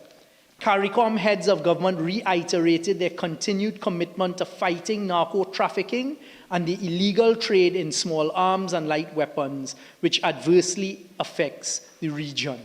They underscored that effort to overcome these challenges should be through ongoing international cooperation and within international law. Why reserve on that? It is clear as we all on this side, and every law-abiding and right-thinking citizen of Trinidad and Tobago holds the position. And I'm putting it on record here today on the Hansard, Mr. Speaker. The whole opposition, all 13 of us, and the party that we represent, are against the criminal elements, the narco-trafficking, the illegal trade in small arms, light weapons, the illegal trade in human flesh. And that is our position. And why is it the other heads of CARICOM could take that position and we reserve? To say we are against it. We will seek the international help because we are the ones that brought it here. The truth is, in our conversations, the CARICOM leaders over the last few years made pleas to the United States. But in following international law, that is what it's grounded in. They reaffirmed unequivocal support for sovereignty and territorial integrity of countries in the region and the safety and livelihoods of the people in the region. I invite citizens of Trinidad and Tobago to go and find this CARICOM statement of the October 18, 2025, and to look at it and to read it once, to read it twice, to read it a third time, and then ask yourselves, what possibly in here could have been so offensive to Trinidad and Tobago that we reserved our position as opposed to be speaking in one voice with everything that made sense. The irony of the zone of peace, because it must be put on the record, the zone of peace was put into history for this country for a body called CELAC. along with other members of CELAC. CELAC is the CARICOM members, it is Latin American members, because you see, in our region, no one wants war. The United States doesn't want war in our region because they respect the Western Hemisphere, and no one wants war on their doorstep. It was in January 2014, under the then UNC government, under the same leader for Siparia, then Honorable Prime Minister, who was, I believe, at this conference, from what I've seen, that agreed to a zone of peace. And it's stated, January 30th, 2014, the 33 countries that make up the Latin America and Caribbean Economic Community, which is CELAC, wrapped up their second summit, which was on the 29th of January 2014, by declaring the region a zone of peace.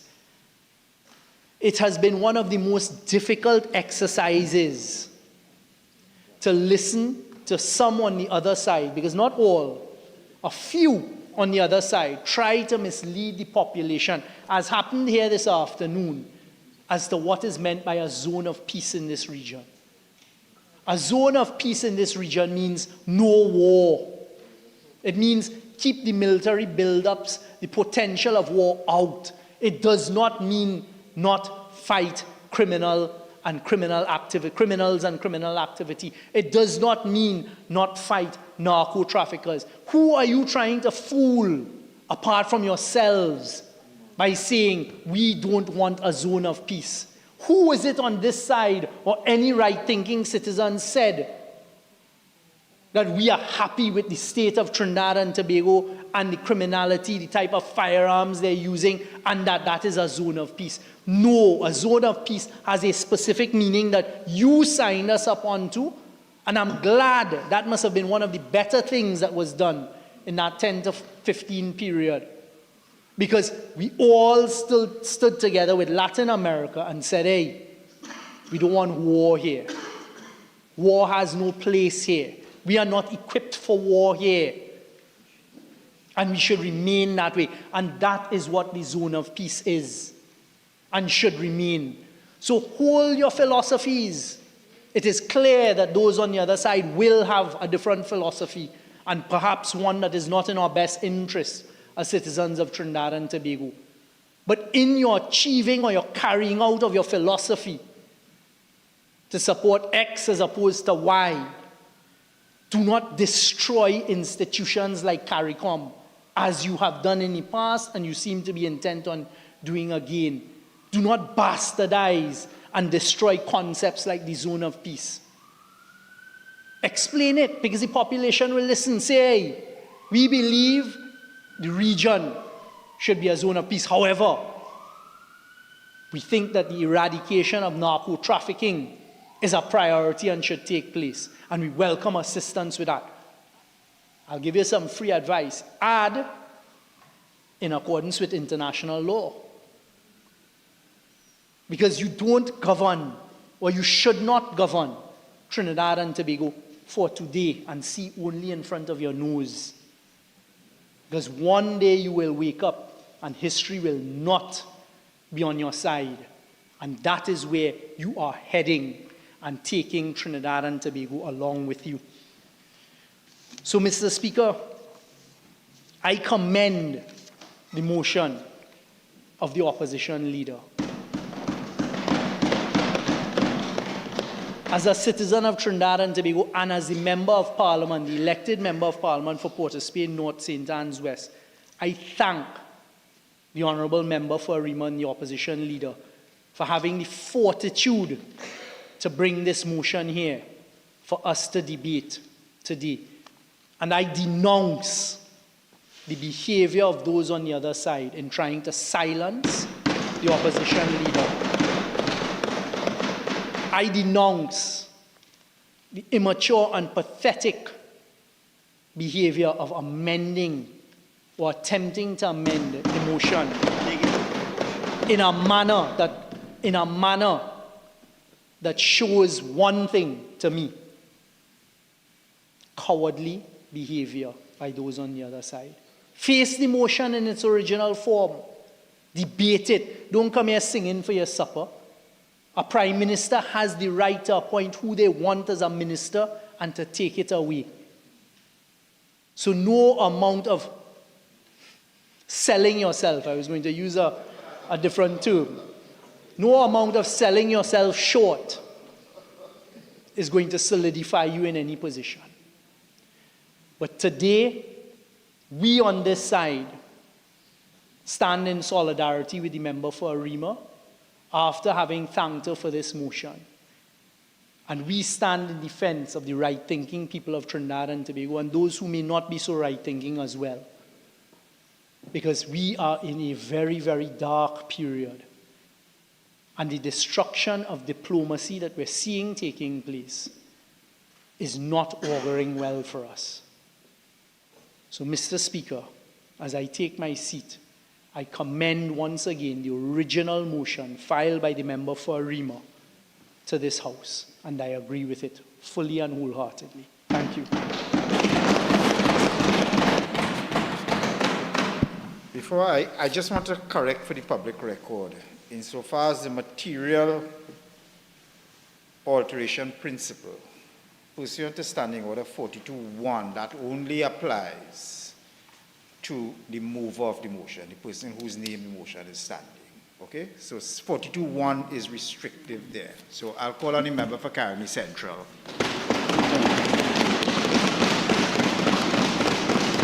Thank you. Thank you, Mr. Speaker, for allowing me to join this debate with this new amended motion. I listened to the previous speaker, for the Spain North St. Anne's West, and in his wrapping up, he talked about us being on this side, utilizing the standing orders 42.3 and running away from the original motion. Let me just put it in the hands of Mr. Speaker. I learned well. You will never beat me once, but you'll never beat me twice. You'll win me once, but you'll never win me again.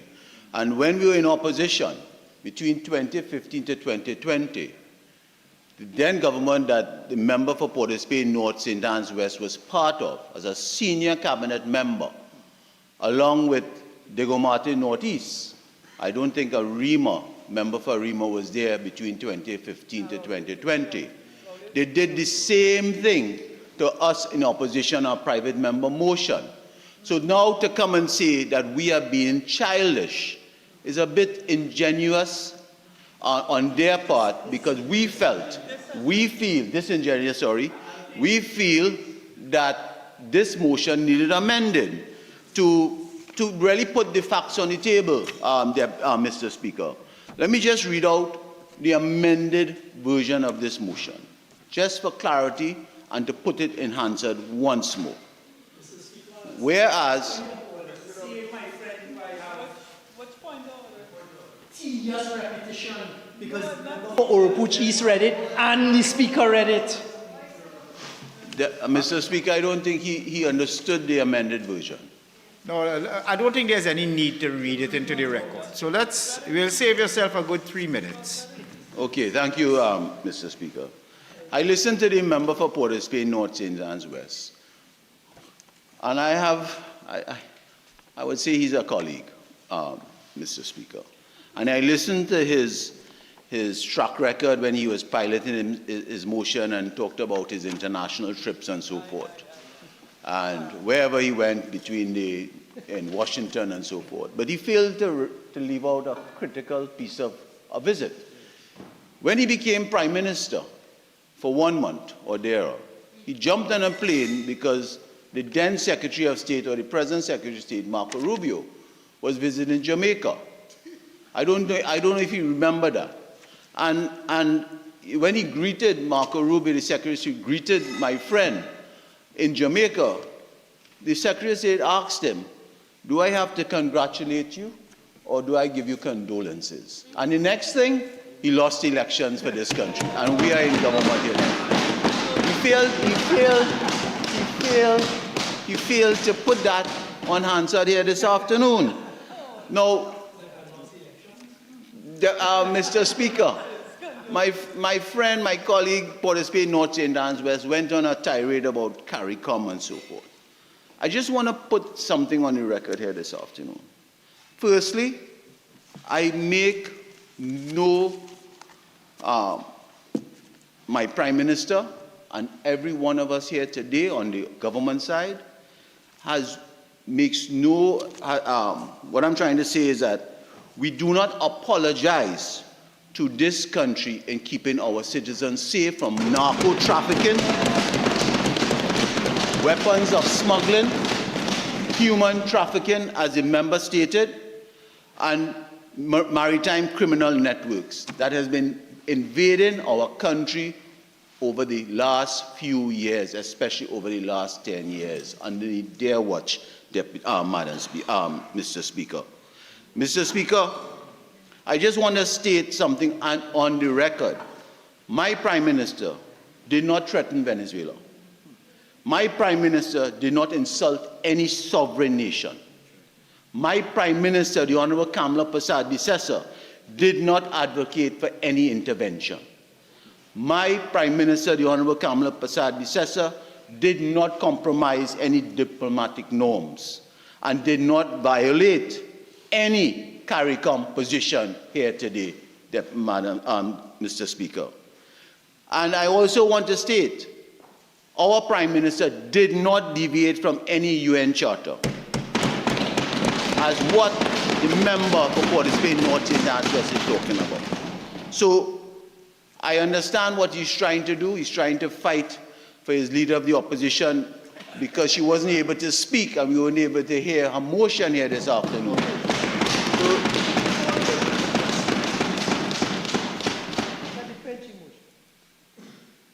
Mr. Speaker, my colleague talked about Jamaica between 2010 to 2015. Recently, Jamaica suffered a devastating hurricane, Melissa. And it was our Prime Minister, the Honorable Kamala Persad-Bissessar, that was on the phone calling and talking to the Honorable Prime Minister of Jamaica and ensured that mobilization for food security and food was sent to the people of Jamaica. That's what we did. That's what we did. So for the member to come and say that we have some issues with CARICOM, that is the furthest thing from the truth. And it was spelled out, I think 2 days ago, by the member for OPGs in his delivery, that there's a new government in place in St. Vincent. That spells out the seriousness of what transpired, Deputy, Mr. Speaker. Mr. Speaker, let me get into some of the facts here on this motion. The amended motion, Mr. Speaker, really now reflects reality, which was brought by my member for Oakbridge East. The original motion... 48.1, there is no amended motion. You have not put the question on the amendment. The original motion remains. No, I'm advised by the clerk who knows this procedure better than I think all of us here. Overrule. I am advised that the question is put at the end. But there is no amended motion. Overrule. The motion has been circulated. Overrule. Thank you, Mr. Speaker. Mr. Speaker, the original motion attempted to accuse our Prime Minister of inflammatory statements. I want to say the amendments by the member for Oakbridge East removed all fictional claims in that motion. This current motion is now based on facts, accuracy, and supportive of the government actions, Mr. Speaker. Mr. Speaker, our Prime Minister followed the Constitution, as I said, the UN Charter, and diplomatic norms. Our Prime Minister respected and respects sovereignty, non-intervention, peaceful dispute resolution, and international law. No deviation. We have not deviated from any CARICOM or UN positions, Mr. Speaker. Mr. Speaker, our Prime Minister's statements were always responsible, factual, and lawful, Mr. Speaker. So I don't know what the member for Port of Spain North St. Anne's West is talking about when he tried to go down a different route, Mr. Speaker. Mr. Speaker, Trinidad and Tobago's national interests are affected by regional security. The opposition is trying to claim. Standing point of order. 4410. 4110. No, I'm not speaking to you.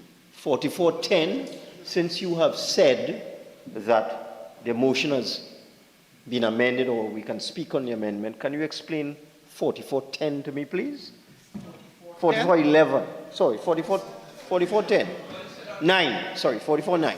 A member who has spoken may speak again when a new question has been proposed by the Speaker, such as a proposed amendment. We'll cross that bridge when we You'll get there. cross that After the bridge. break. After the break, we're still going on here. The Speaker, he is speaking on the amended motion. How does 44:9 apply?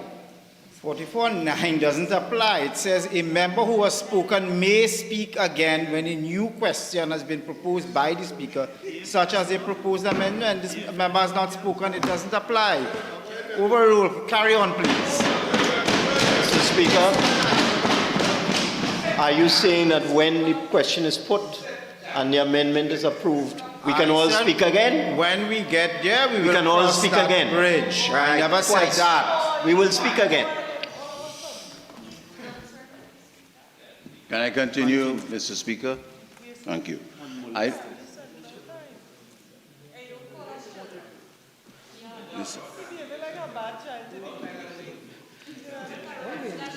Mr. Speaker, can I continue?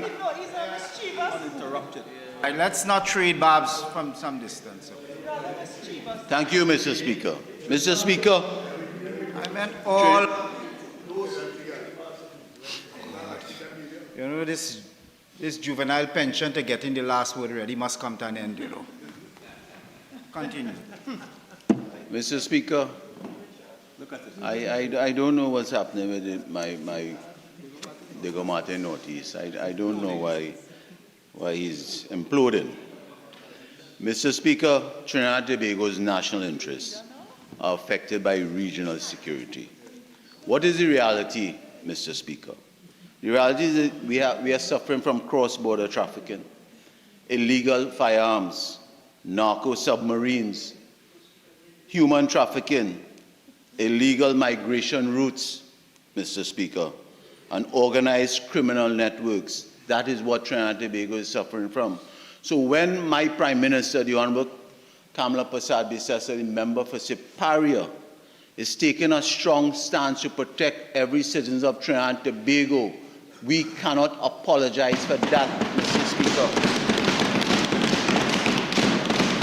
So if, Mr. Speaker, if the opposition feels because we are strengthening our relationship with the United States government, something is wrong with that, we do not apologize for that here today.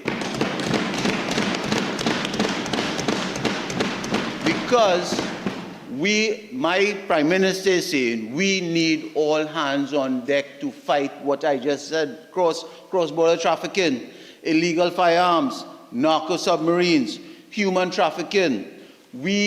At this point in time, we do not have the wherewithal to get rid of these crimes, Mr. Speaker. And if we can get assistance for the CARICOM and Trinidad and Tobago with strengthening our relationship with the United States government, we do not apologize for that, because at the end of the day, the country and the citizens of Trinidad and Tobago benefit, and you are seeing the results that is happening presently. We are seeing the results of what is happening as we go along, Mr. Speaker. Mr. Speaker, there's no impasse between Trinidad and Tobago and Venezuela, as what my friend Port of Spain North St. Anne's West is trying to allude. He knows that. He knows that. Because he has a very close relationship with Vice President Delcy. And others. I hope people are listening out there in the world, yeah? I hope they're listening. And he admits that. There's something about every time, you know, that we talk about, he likes to, I don't know, I don't want to get into that. But he has a very close relationship with Vice President Delcy, and he always seems to somehow, be on her side in whatever way, Mr. Speaker. Mr. Speaker, when we look at what is happening between us and Venezuela, there's no diplomatic protest. I don't know if the Port of Spain, North St. Anne's West has a thing. No, we have not recalled any ambassadors. There's no suspensions of any agreements. Trinidad and Tobago-Venezuela relationship remains intact and functional, Mr. Speaker. That is a fact. That is a fact. Our Prime Minister's statement, Mr. Speaker, as we said, she has not disrespected or spoke negatively of any of our international partners. There has been no damage done to our reputation, Mr. Speaker. Our Prime Minister acts responsibly and always in the best interest of our citizens of Trinidad and Tobago in everything since she came into governance on April 28, 2025. And even before, when she was opposition leader, she acted very responsible in all her dealings with CARICOM and our international partners, Mr. Speaker. I want to put it on the record as what the member for Port of Spain, North St. Anne's West was trying to allude here today. CARICOM is not at variance with our Prime Minister's statements. And I will say it, CARICOM is not at variance with our Prime Minister's statement. If you go back to the track record, Mr. Speaker, and you look at the CARICOM communiques over the past few years, Mr. Speaker, you will realize that those communiques has been recognized as regional stability, highlighting trafficking. CARICOM and Trinidad and Tobago, all of CARICOM have been highlighting trafficking and security risks. They have been highlighting to encourage global partnership for stability. Our Prime Minister's position aligns perfectly with our CARICOM brothers and sisters, Mr. Speaker. Our foreign policy under our Prime Minister is coherent and measured, Mr. Speaker. Mr. Speaker, this government has maintained stability, peaceful diplomacy, consistent international positioning, and no deviation from long-standing CARICOM or Caribbean traditions, Mr. Speaker. So when you look at what the motion, the original motion, or the motion that what they were trying to bring here this afternoon, Mr. Speaker, it is far from the truth. Now, I'm sorry that the member for Arima wasn't able to contribute this afternoon, Mr. Speaker. Sometimes I am interested in listening to what the member has to say. But I am very unfortunate I didn't get to hear her contribution. Pardon? Okay. So I guess she will say it outside at a press conference. All right? So the member for Arima will call a press conference sometime tomorrow to give her, or even some. So, Mr. Speaker,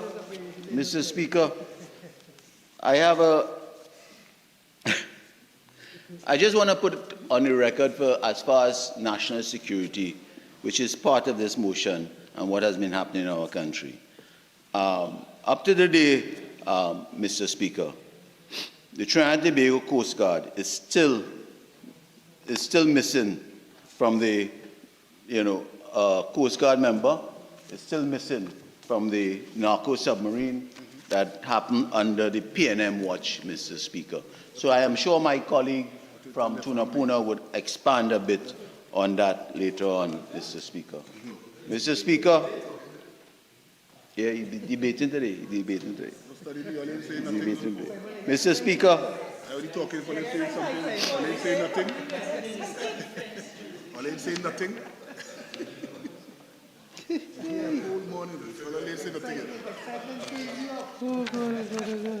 Mr. Speaker, really and truly, Mr. Speaker, I want to compliment our Prime Minister for the great, fantastic work she has been doing as Prime Minister since coming into being on the she has taken, as they say,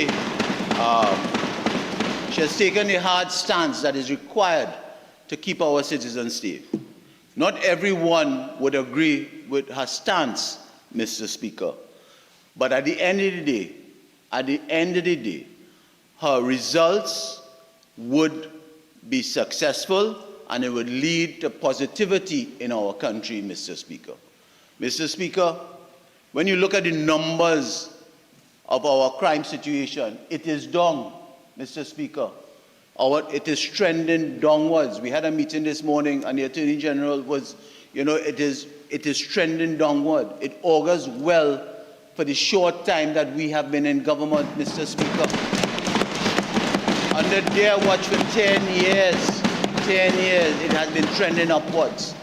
They had so many different ministers of national security. Even the member for Port of Spain, North St. Anne's West, was a minister of national security. And 1 month. All right? And 1 month. And when you look at the Venezuelan situation at the time underneath his watch, under his watch, Mr. Speaker, the illegal migrants that came over from Venezuela, and what was done, and when we pleaded with them to not do certain things, they didn't take us on, Mr. Speaker, and the country is now suffering because of some of those decisions that they took, Mr. Speaker. And we are correcting that here today, Mr. Speaker.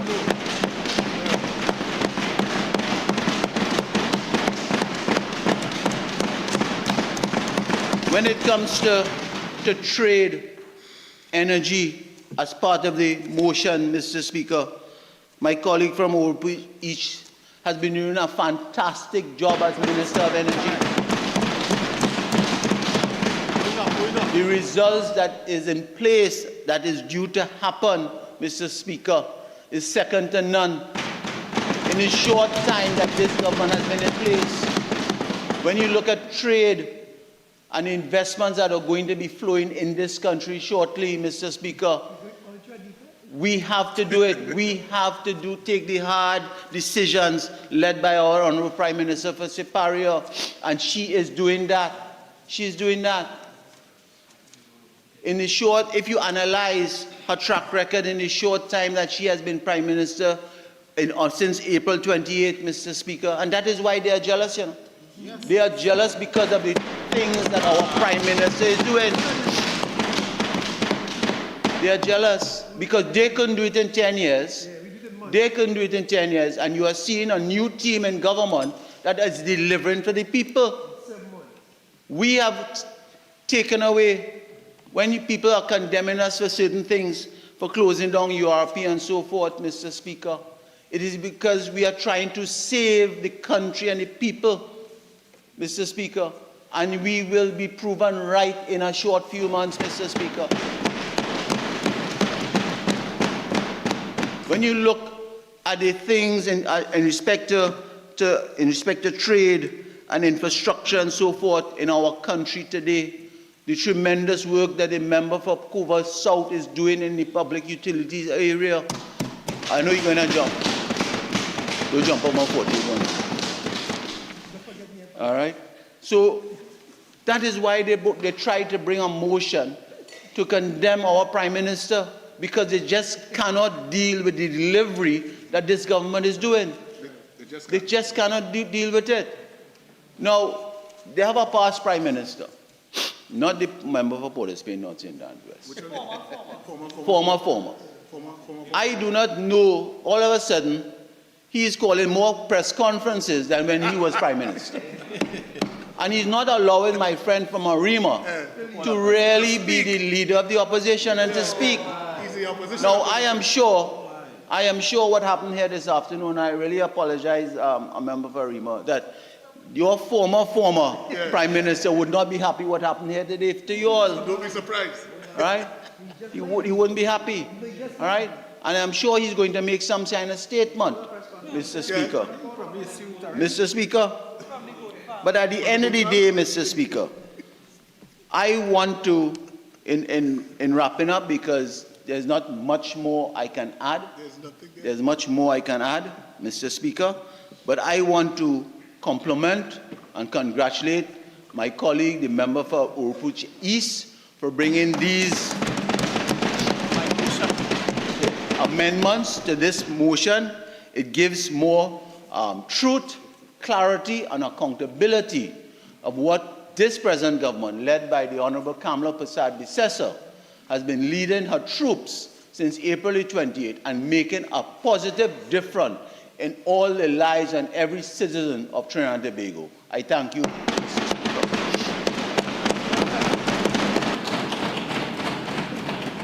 For Roodal. Thank you very much, Mr. Speaker, for recognizing me.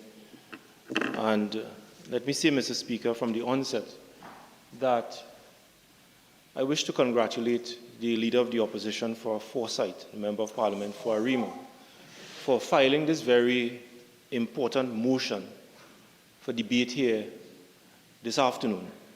Especially, Mr. Speaker, given the issues that have been affecting this country and the entire region, and the fears being experienced by citizens of Trinidad and Tobago and the region with what is taking place in our seas, Mr. Speaker. And this motion, Mr. Speaker, gives us an opportunity, despite the attempts by members of the government to try to suppress voices. We will soldier on, and we will speak on behalf of the people who send us here to advocate on behalf of their interests, Mr. Speaker. And Mr. Speaker, when this motion was filed, together with other motions, we weren't aware that today the issues addressed in this motion would be on the front pages of our national newspapers. As a matter of fact, when we decided last week, when I served notice on my colleague opposite, that we will debate this motion, the issues raised in the motion, as filed by the member for Arima, Leader of the Opposition, whilst yes, being live issues in Trinidad and Tobago, we realized that in the days preceding and even today, the matters have become more profound. That is required for deliberations and ventilation in this Parliament, Mr. Speaker. Mr. Speaker, this motion, and I will try not to repeat, but there are aspects of this motion, Mr. Speaker, if you allow me to. It states that whereas public statements are attributed to the Prime Minister regarding these developments have been viewed as inflammatory and injurious to the reputation and the interests of Trinidad and Tobago, generating public concern and diplomatic unease. And the second recital, whereas Trinidad and Tobago's national interests, including citizen safety, regional security, trade, aviation, fisheries, and energy cooperations are directly affected by the relations with the Bolivarian Republic of Venezuela. Mr. Speaker, Trinidad and Tobago, over the years since our independence, and under the leadership of our first Prime Minister, Dr. Eric Williams, has been a leader in regional development and regional integration. To craft a foreign policy, Mr. Speaker, that will ensure that we in this region, not only in Trinidad and Tobago, but we in this region, when we speak to our colleagues around the world, our foreign policy is clear, and that we represent, Mr. Speaker, the views of the millions of people in the Caribbean when we speak with one voice to protect our collective interests. And it is for that reason, Mr. Speaker, Dr. Eric Williams, Forbes Burnham, Arel Barrow, and some of the leaders in the region, Trinidad and Tobago, Guyana, Barbados, Guyana, decided in 1973 to form this very important body that we today call CARICOM, Mr. Speaker. And it has not been an easy road. We have had our challenges, But most importantly, despite our challenges, Mr. Speaker, we have done well as a region because we have operated and we have crafted a foreign policy that would have protected not only us here in Trinidad and Tobago, but the entire region. And it was not easy, Mr. Speaker.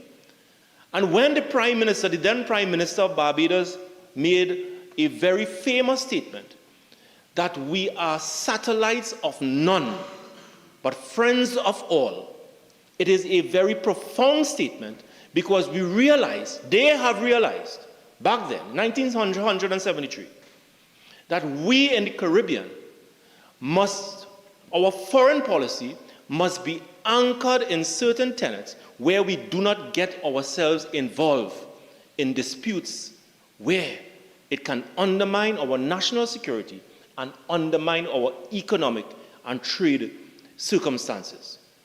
Mr. Speaker, it is interesting that despite attempts by the Prime Minister to make certain unfortunate statements about the relevance of CARICOM today, you will not believe, Mr. Speaker, that Trinidad and Tobago, being a leader in CARICOM, being one of the founding members of CARICOM, the Prime Minister of Trinidad and Tobago, the Member of Parliament for Siparia, unfortunately made statements to the extent that CARICOM is no longer a viable partner in for Trinidad and Tobago.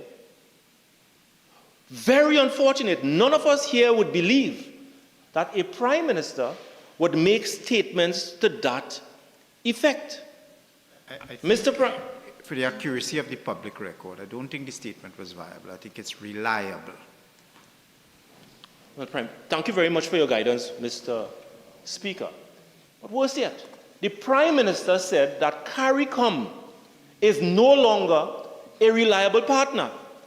This is the leader of Trinidad and Tobago, the leader of a country that was responsible and being the founding member of CARICOM, that benefited us in Trinidad and Tobago in such a great way in trade relations, in energy security, and all of these matters.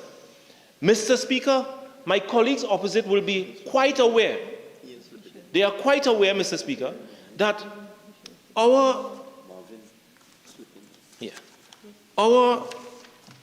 partner, CARICOM, it accounts for 9 billion of export, or 14% to total exports in exports to the region.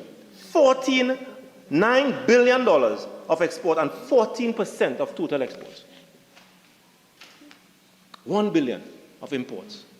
And Mr. Speaker, despite the attempt by my colleagues, and we have to thank you, Mr. Speaker, most respectfully, for allowing the debate to continue and ensuring that this motion that is before us today is debated. Because, Mr. Speaker, you would recall that I think it was the Member of Parliament for Tunapuna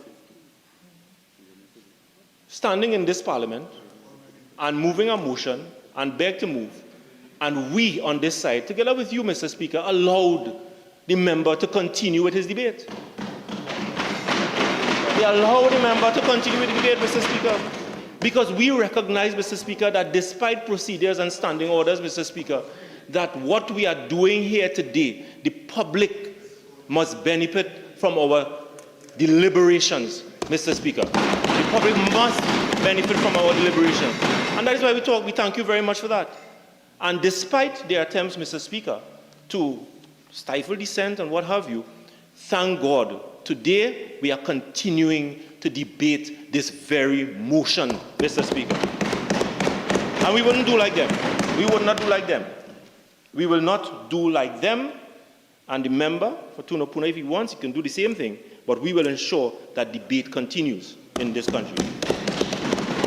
We will ensure. Mr. Speaker, let me point to you.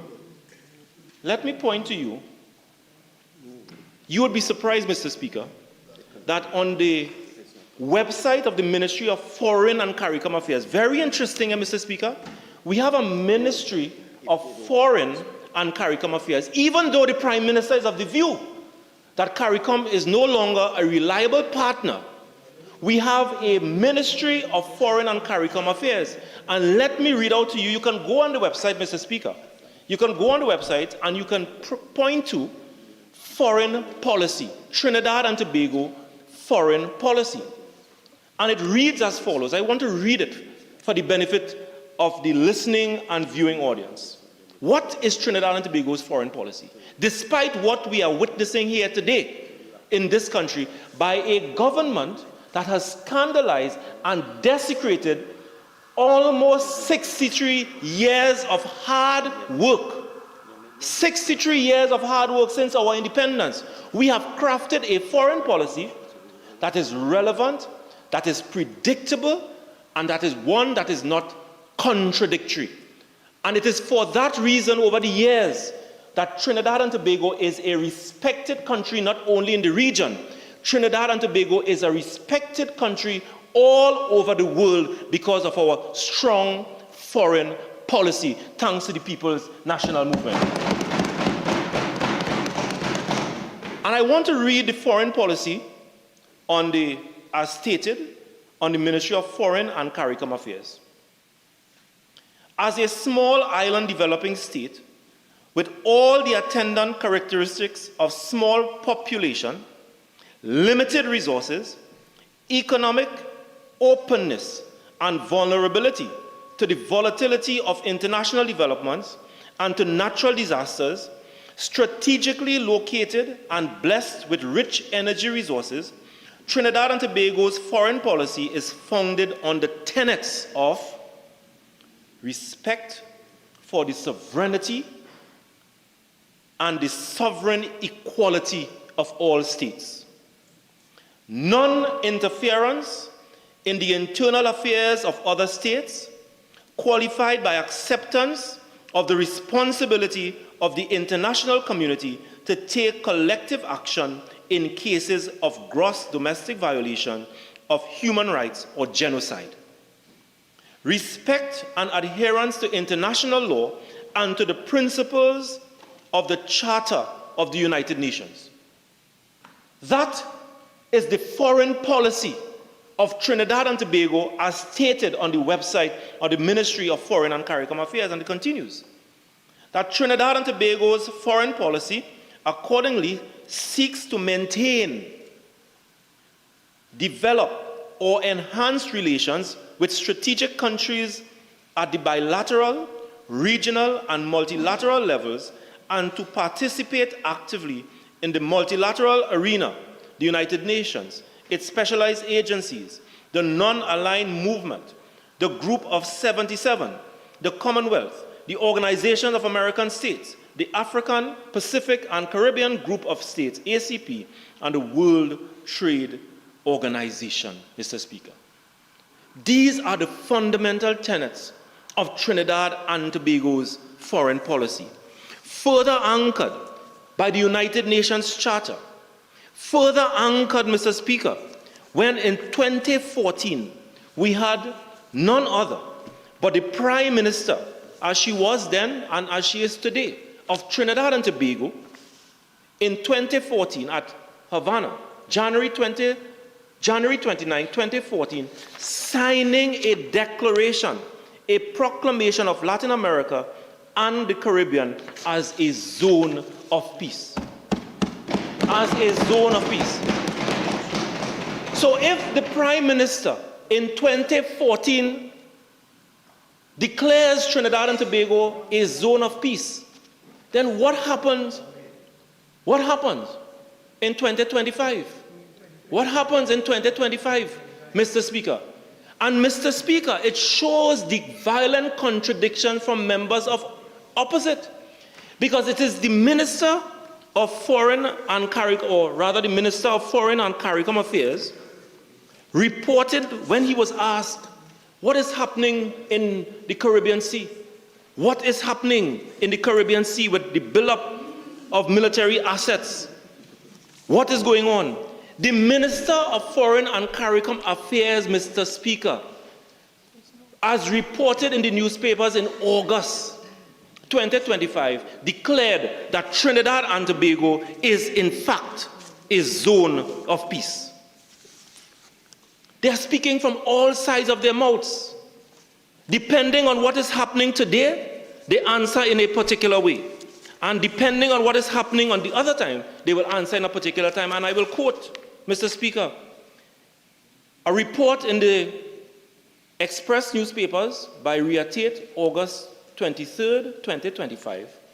And that report also made reference to the ambassador for CARICOM, the Honorable Ralph Mirage.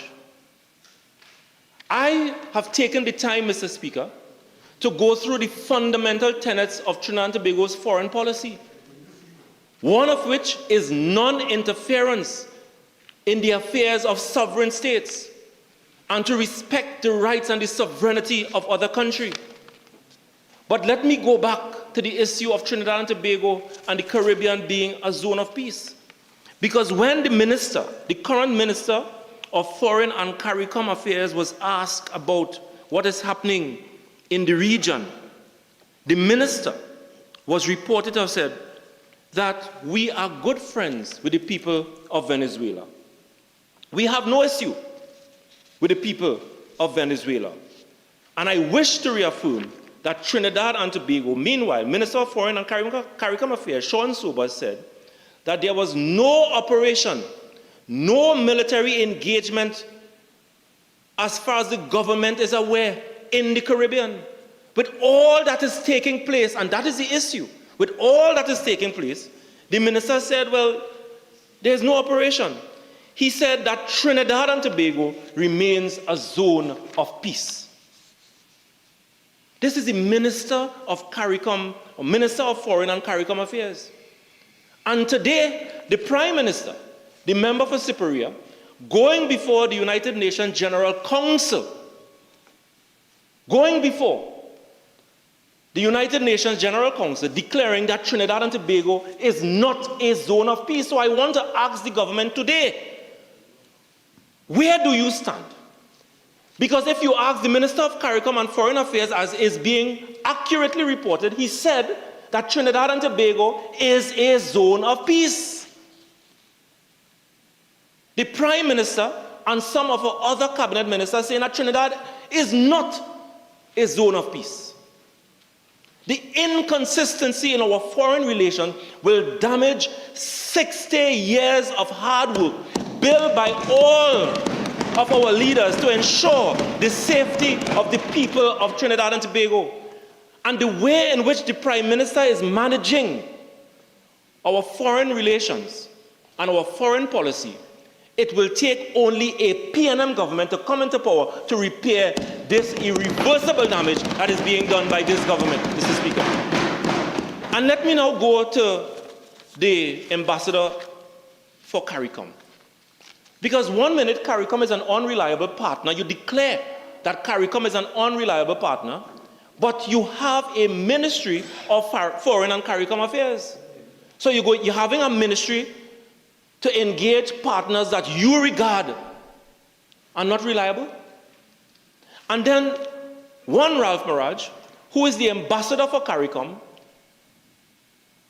is saying that we should have regime change in Venezuela. The ambassador for CARICOM, representing Trinidad and Tobago, is on record in calling for regime change, which has violated the fundamental tenets of our foreign policy. It has violated the UN Charter on these very issues, and most importantly, the very fundamental proclamation as signed by the Prime Minister in Havana in January 29, 2014, which states, and I wish to quote for the viewing public, this document: the proclamation of Latin America and the Caribbean as a zone of peace. Our permanent commitment to solve disputes through peaceful means with the aim of uprooting forever threat or use of force in our region, in the Caribbean region, in the Latin American region. This is what this country committed to when we signed this proclamation. The commitment of the states of the region with their strict obligation not to intervene directly or indirectly in the affairs, in the internal affairs of any other state, and observe the principles of national sovereignty, equal rights, and self-determination of the people. The commitment of the peoples of Latin America and the Caribbean to foster cooperation and friendly relations among themselves with other nations, irrespective of differences in their political, economic, and social systems or development levels, to practice tolerance and live together in peace with one another as good neighbors, Mr. Speaker. That is the reason why this motion that we are debating here today is so important when one takes into consideration the development in the entire region, Mr. Speaker. And if we continue, and if this government continue to blow hot and cold and to damage and undermine our foreign relations, where the minister says one thing, the prime minister says one thing, and the ambassador for CARICOM saying the other, the question therefore should be rightly asked, what is our foreign policy? Because, Mr. Speaker, had it not been for our strong policy, notwithstanding the fact that the Prime Minister did not cooperate and did everything that was possible to undermine the Dragon deal, before she was Prime Minister, she was very happy when she became Prime Minister to go to the US, have discussions with the Secretary of State, and run to the media to declare that she has received an OFAC license, Mr. Speaker. And therefore we are going to have good relations because of the good relations that we've had with the people of Venezuela. And before she gets here, she was boasting, and that she was prepared, told us in this country and the world that she was prepared to go to Venezuela to negotiate with them to get access to the Dragon gas, Mr. Speaker. The minister, or rather the Minister of Energy, also on record saying that we are ready to go and negotiate. But whilst you do so, you are conducting yourself in a manner where the people of Venezuela are looking at us with cocky eye and calling us a vassal state. What we are doing, Mr. Speaker, and what the government is doing is undermining and damaging our foreign policy. Mr. Speaker, Standing Order 48.6. At no time did the Honourable Prime Minister say that she was going to Venezuela to negotiate any gas deal.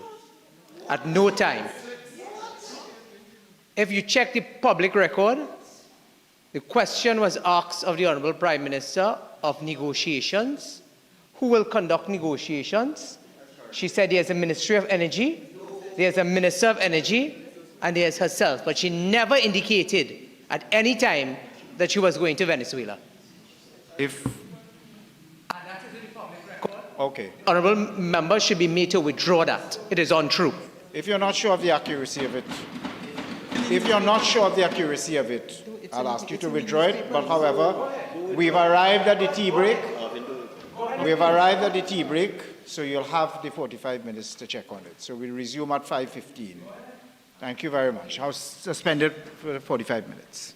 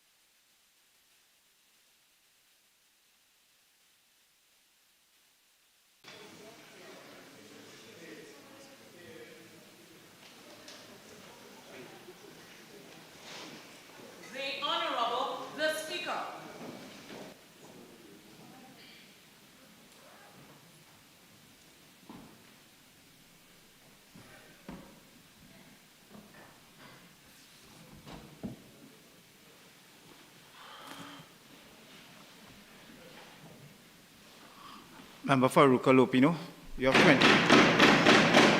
You have 7 minutes left of regular time. And I'll take my. yes, I'll so take you'll my- have 22 minutes. Yeah, thank you very much, Mr. Speaker. Mr. Speaker, before we took the break, my colleague from Couva South had raised a standing order objecting to a statement I made with respect to statements made by the Honourable Prime Minister. Mr. Speaker, when we speak in this Parliament, we make references to what's in the public domain, what is captured, maybe sometimes on social media. I try not to quote things on social media much. What is broadcast on television, was broadcast on radio, and in the print newspapers.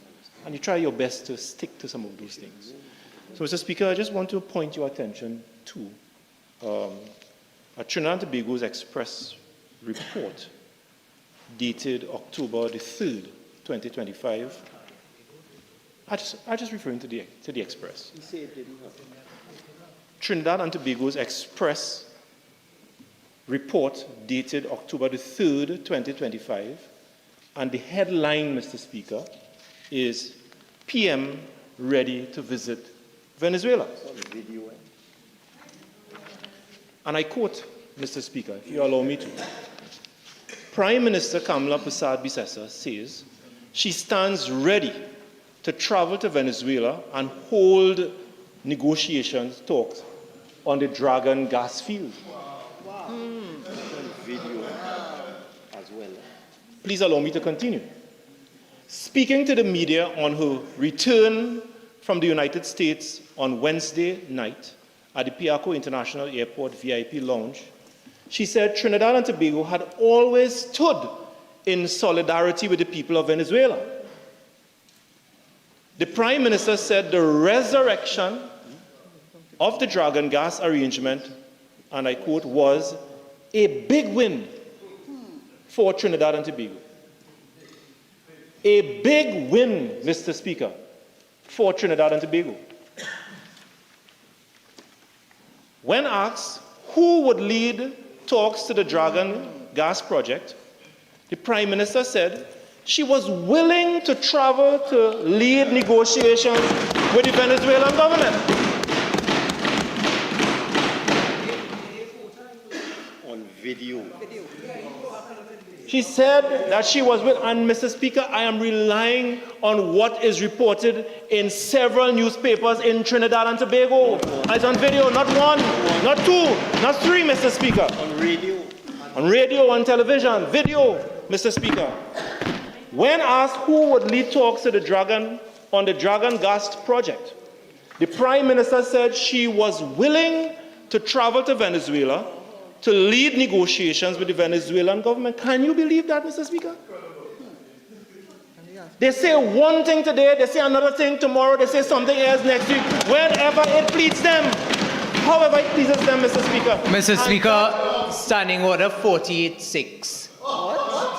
At no time in any of those newspaper articles do they, in quotation marks, attribute those comments directly from the utterances of the Prime Minister.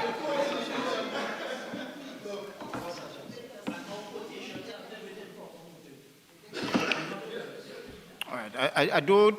I don't think you meant to impute an improper motive, right? So let's make that clear. Go ahead. Speaker, Mr. Speaker, can you believe a Prime Minister saying, based on the media report, saying that she's willing to go to Venezuela to negotiate the Dragon gas deal on behalf of the people of Trinidad and Tobago is imputing improper motives? There was an interjection. It's been dealt with. Why are you seeking to gild the lily?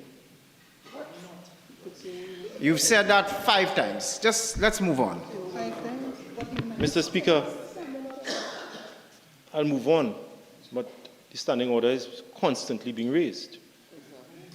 And to end what I'm saying here, the report, Mr. Speaker, according to the Prime Minister, we have several people when asked who she's going with to negotiate with the Venezuelan government. I don't know who she is going to negotiate with. We have several people we have my Minister of Foreign Affairs, Mr. Zone of Peace. We have 2 ministers in the Ministry of Energy. And of course, you have me. She responded, in quotation marks, Mr. Speaker. In quotation marks, Mr. Speaker. And I am going to repeat it for the listening and viewing audience, Mr. Speaker, because people ought to know that a lot of the leaders and people who present themselves, Mr. Speaker, they speak on all sides of their mouths. No integrity whatsoever. None whatsoever. No. Withdraw that last. I withdraw that. Withdraw that last part. Mr. Speaker, I withdraw that last part. Yes. But I want to say that when leaders speak in this way, Mr. Speaker, the people can't take them seriously. You can't take them seriously. This is what the Prime Minister's reported to be saying. In inverted commas, we have several people. We have my Minister of Foreign Affairs. We have 2 ministers in the Ministry of Energy. 2? Who's the next one? Repeated and that of course, twice, you know. Mr. Speaker, and you have me, she responded, Mr. Speaker. And Mr. Speaker, not long after, you had the Venezuelan Vice President, and the reason why I am raising these issues in the context of the motion, Mr. Speaker, is that when we trample upon our strong foreign policy, people don't want to hear from us. Negotiations that we should have continued for the benefit of the people of Trinidad and Tobago to protect their interests, they will have no need to listen or to hear from us because they do not know where we stand on very important foreign policy, Mr. Speaker. Because shortly after, Mr. Speaker,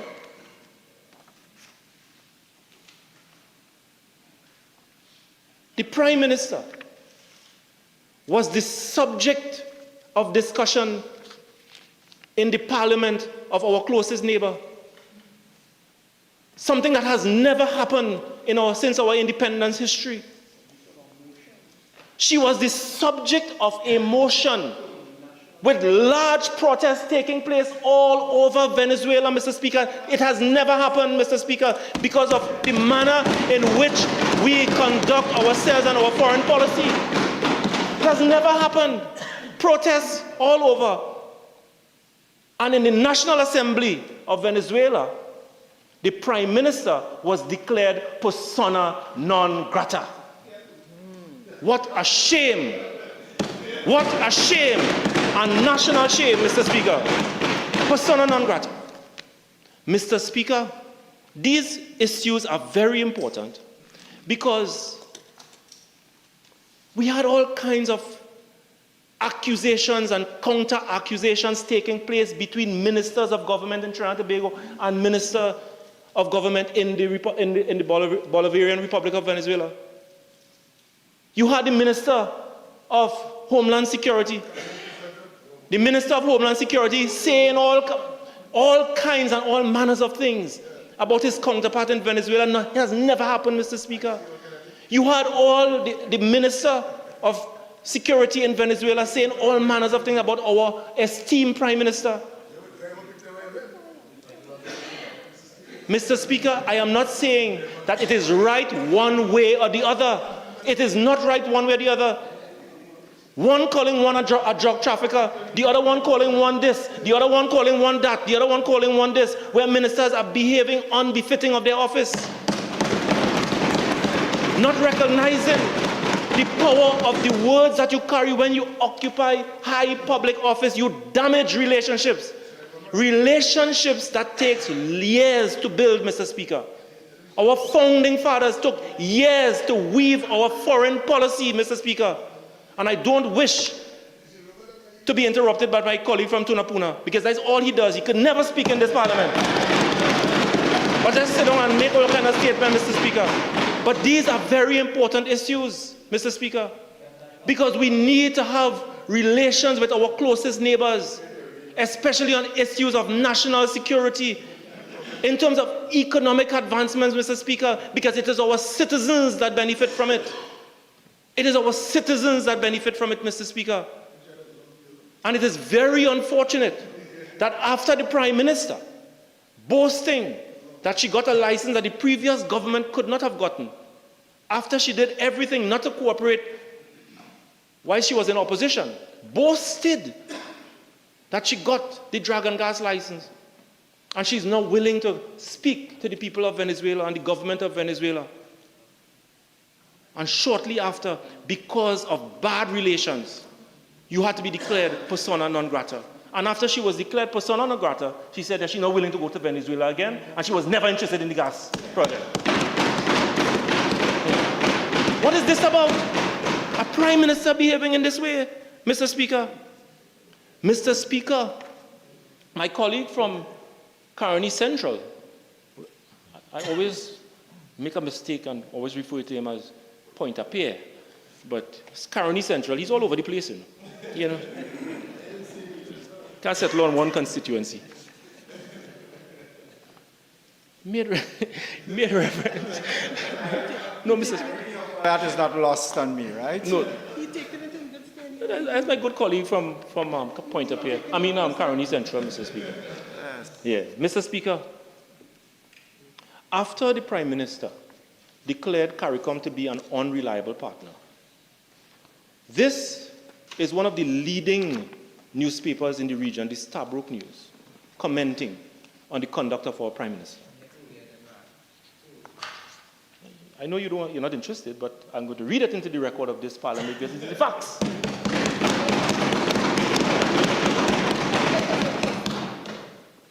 The Stabroek News, November the 1st, 2025. You say the PNM wrote that. The recent remarks attributed to the Prime Minister of Trinidad and Tobago asserting that CARICOM is, and I quote, no longer a reliable partner, end quote, are deeply troubling and risk undermining one of the most enduring pillars of regional cooperation and development. Such a stance threatens not only diplomatic harmony, but also the progress made toward economic integration, shared security, and cultural unity across the Caribbean. This is Stabroek newspapers talking about Trinidad and Tobago's Prime Minister. Very damning. Never happened since our history, independence history. And I continue. While leaders are right to demand efficiency and accountability from regional institutions, disengaging through public doubt rather than constructive dialogue serves only to weaken the region. The Caribbean has long recognized that unity amplifies our voice in global affairs and strengthens our resilience in the face of shared economic, climate, and security threats. Beyond diplomatic implications, any move towards disengagement from CARICOM would carry significant economic costs for Trinidad and Tobago. CARICOM partners account for major exports, markets for Trinidadian products, manufactured goods. I wish the people of this country and the region understand what I'm saying, because my colleague from Port of Spain, North St. Anne's West made the point. CARICOM partners account for major export markets for Trinidadian manufactured goods, energy products, and financial services. Losing preferential access, shared regulatory systems, and regional labor mobility would threaten business confidence and investment flows. Independent analyses of similar regional withdrawals suggest transitional and trade loss costs easily reaching into the US $1 to $3 billion range. Funds Trinidad can ill afford to divert in a time of global uncertainty. That is what we are dealing with. That is the extent, that is the damage that can be done to this country's economic interests if we do not manage our foreign policy well. And if we allow the Prime Minister and the government to continue to behave and conduct themselves to undermine our foreign policy, Mr. Speaker. And that is the reason why the Member of Parliament for Arima and the Leader of the Opposition was well positioned to pilot this debate to allow us to ventilate these very important issues. To allow us to ventilate these very important issues, Mr. Speaker. Mr. Speaker, it was in December the 14th, 2025, when we talk about CARICOM not being a reliable partner, said by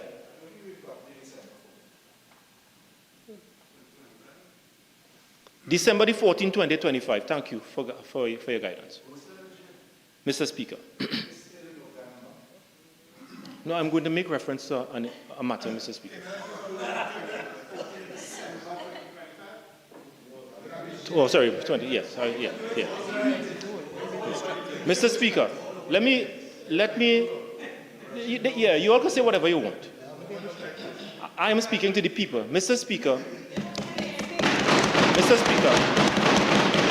there was a declaration dated December the 14th, 2023, a declaration between Guyana and Venezuela to de-escalate tension. And during that time, Mr. Speaker, many of my colleagues on both sides would recall, there was tension developing between Venezuela and our neighbor Guyana with respect to a territorial dispute. And it is because of CARICOM being a reliable partner, not an unreliable partner according to the Prime Minister. It is CARICOM nations and CARICOM leaders that invited the President of Guyana and the President of Venezuela in St. Vincent. And they met in St. Vincent to discuss the issues between Venezuela and the people of Guyana. Mr. Speaker, when we on this side of the world were becoming very nervous with respect to the tension that was developing between those two countries, our leaders in the Caribbean, anchoring their belief in our strong foreign policy, anchoring their belief on that declaration that was signed in Havana in January 2014, Mr. Speaker, got the parties, Venezuela and Guyana, to sign the famous Declaration of Argyle that de-escalate tension between Venezuela and the people of Guyana. And it shows when we hold true to our philosophy and our principle not to get directly involved in the internal affairs and to act as brokers of peace in the region, that when disputes arise from time to time, as they are expected to, that once we hold firm to our fundamental tenets, we can be leaders and we can call all our partners around the table to have those matters resolved and disputes resolved, and we preserve our peace and we preserve our order, and to ensure that we have a region where peace prevails, Mr. Speaker. Mr. Speaker, how much time do I have? 4 minutes. 4 minutes. Well, actually 3. 3 minutes. Thank you very much, Mr. Speaker. Mr. Speaker, as we speak today, the people of Tobago are wondering what is happening. The people of Tobago can't sleep because one morning, Mr. Speaker, they got up. One morning they got up and they heard that there were military vessels and a military aircraft at the Beckles-Robinson International Airport. When the Prime Minister was asked about the presence of the military aircraft, she said, well, they came to fix roads or something like that. They come to fix roads. So you have nothing to worry about. And as far as I am concerned, I'm paraphrasing, you have no Marines in Tobago. This is what the Prime Minister is saying. And one day after, the same Prime Minister, the same member for Superior, had to come and admit to the people of Trinidad and Tobago in the most shameless way that what in fact happened in Tobago was the construction of a radar. That is not the way in which we conduct our foreign affairs, Mr. Speaker. I can tell you that when you have military radars being constructed in any country, immediately you become a target. Immediately you become a target. You can read about what is taking place in Ukraine. That everywhere you construct a military radar, that is a prime target by your adversaries. And today, in this motion, the Prime Minister, by mismanaging our foreign policy, has endangered the lives of the people of Tobago and the people of Trinidad. Endangered the lives, Mr. Speaker. And therefore, we call upon the Prime Minister to hold, who is absent and always absent from the chamber, to hold firm to our principles as espoused in the UN Charter. Hold firm to the principles in CELAC. Hold firm to our foreign policy and protect the people of Trinidad and Tobago. Because that is what preserved us since our independence, and it will continue to preserve us as we move forward, Mr. Speaker. And therefore, Mr. Speaker, I wish to commend the Leader of the Opposition for piloting this motion so that we in the opposition can continue to voice our concerns on these very important matters and to call and to condemn the government for the gross manner and the disrespectful manner that they have managed the foreign policy of Trinidad and Tobago. I thank you very much, Mr. Speaker. Member for Mayaro. Thank you very much, Mr. Speaker. Mr. Speaker, we have just heard the member for Roodal speak about persona non grata in the Venezuelan parliament. But today we have broken record when the opposition leader made her own self persona non grata when she could not even debate her own motion in this parliament.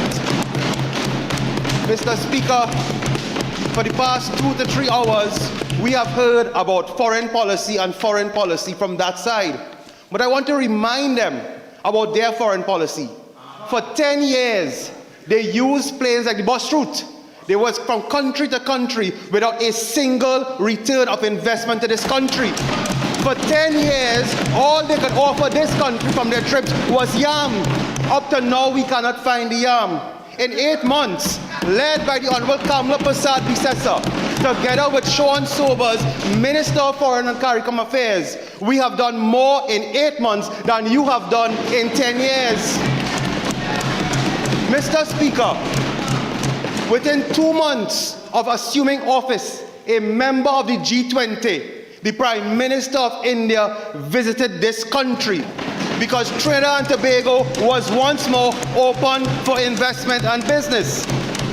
You see, Mr. Speaker, within the last 8 months, this Ministry of Foreign Affairs, because of the leadership of the Honorable Kamala Prasad-Bissessar and the stewardship of Minister Sean Sobers, has become a delivery ministry.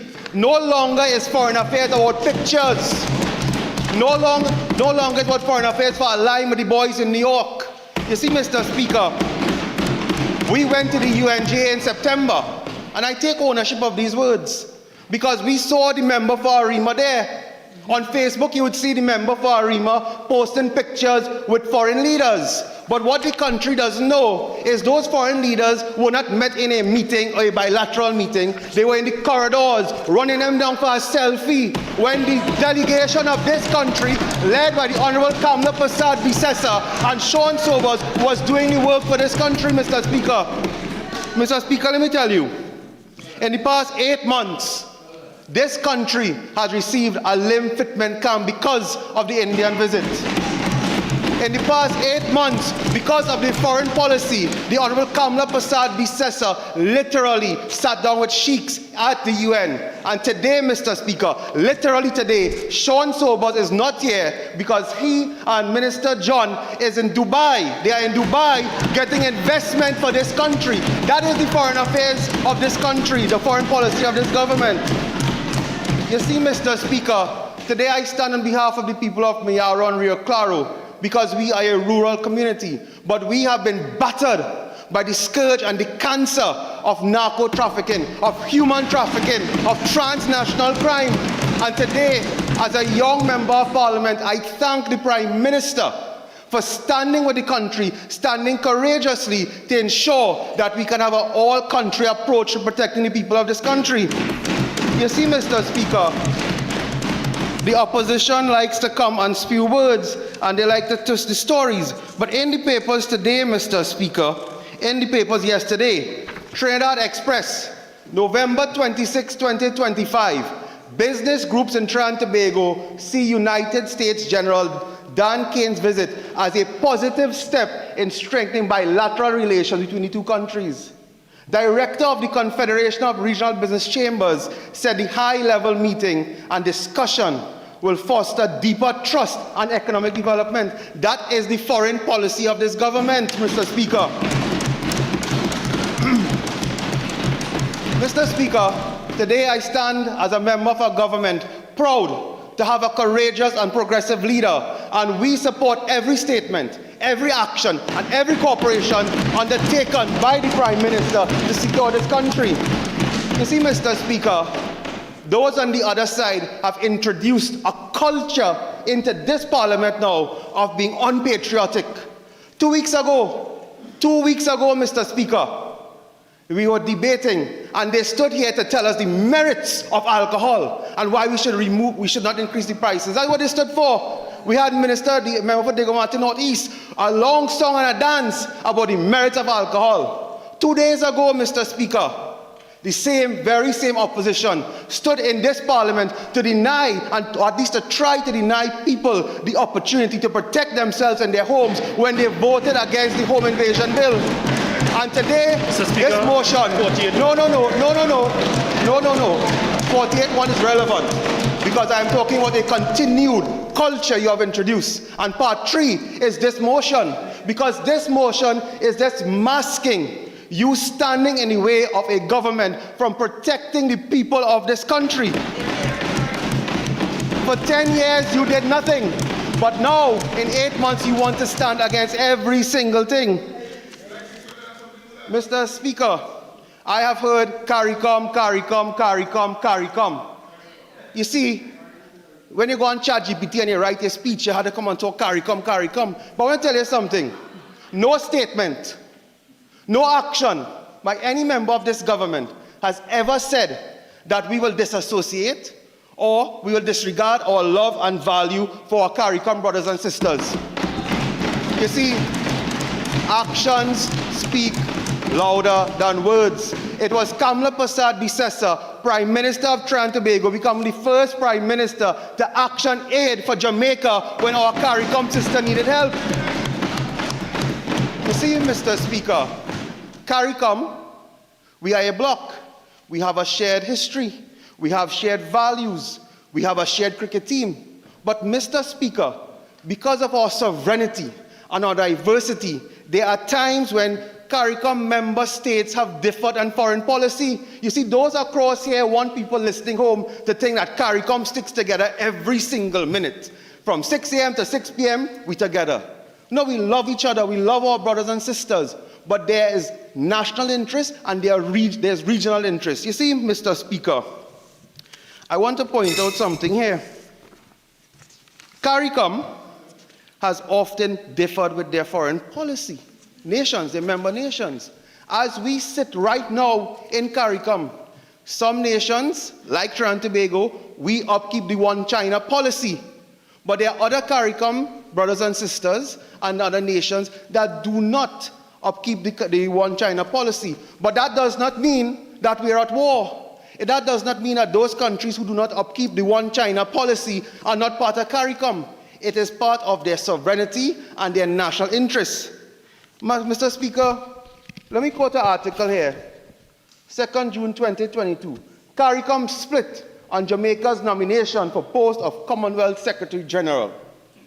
Antiguan Prime Minister Gaston Brown told Caribbean Media Corporation Jamaica was party to a recent Caribbean Community consensus endorsing the re-election.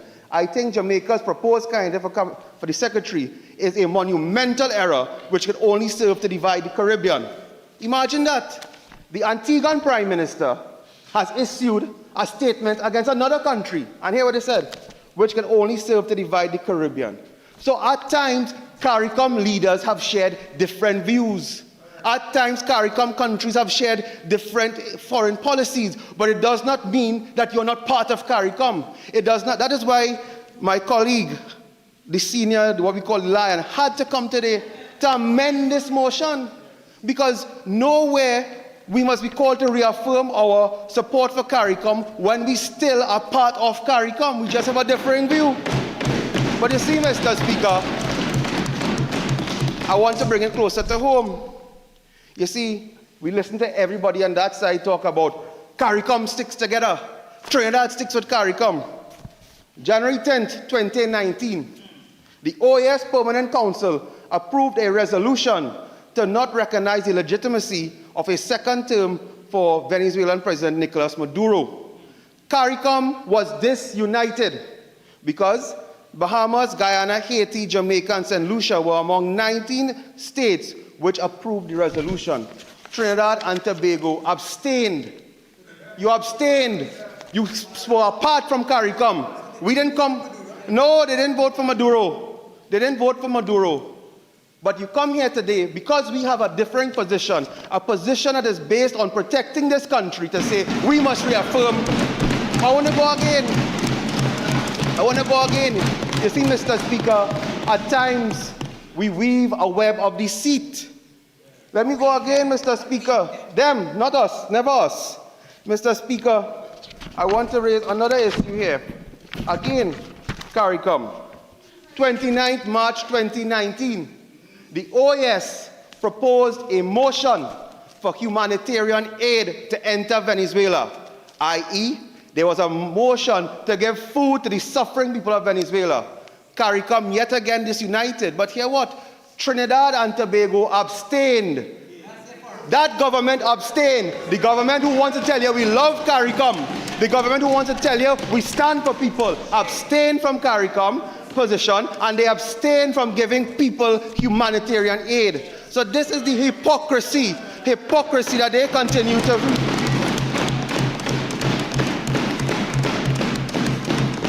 Mr. Speaker, we heard zone of peace, zone of peace, zone of peace.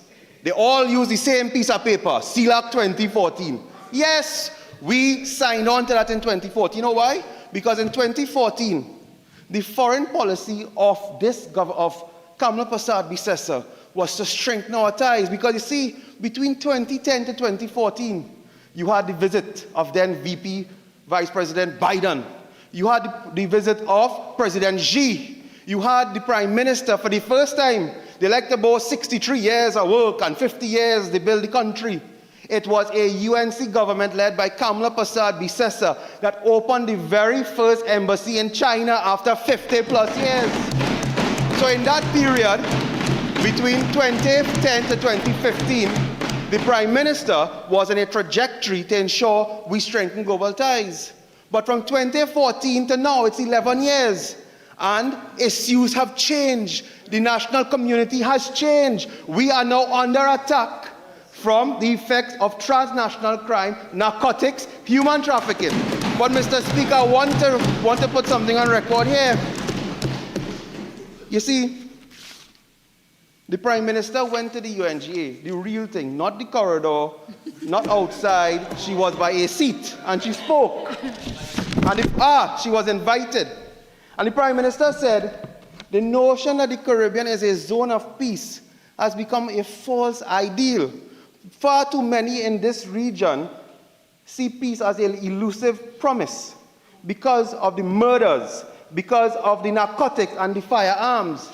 But Mr. Speaker, they want to turn that against us. You see, what we are simply saying to you is that a zone of peace, the zone of peace that we signed on into in 2014, just like how you signed on to Dragon and it have nothing. They signed on in 2014 to the zone of peace, but it has not materialized.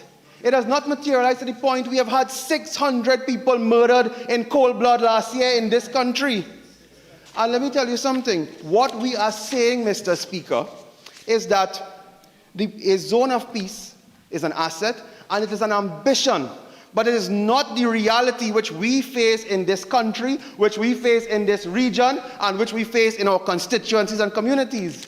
But I want to quote, there was an individual, Mr. Speaker, there was an individual, and I will tell you who the individual is after I give you the quote. There was an individual who addressed CARICOM not once, but twice. And his statements were the same. This is New York Caribbean News, 25th November. And the individual told CARICOM leaders at a regional symposium, hear what the individual said. We are still being assailed by a rising tide of criminal conduct, the influx of firearms, and in recent times, organized criminal conduct penetrating our region from as far away as Asia and, of course, South America. The individual again went to our next CARICOM meeting, CARICOM website, April 17, 2023. Here he said, violence is threatening to destroy our paradise in the Caribbean Sea. Individual said, violence in the Caribbean threatens our lives, our economies, national security, and by extension, every aspect of our well-being. You know who is that individual? None other than Keith Christopher Rowley, the shadow leader of the opposition. So, really, the shadow leader, because by tonight we'll see a set of releases and everything. You see, Mr. Speaker, 2 years ago, the former Prime Minister identified the very same struggle, the very same hardship facing the people of this country. You know what's different? No, you know what's different? Separate is the difference, because we have leadership.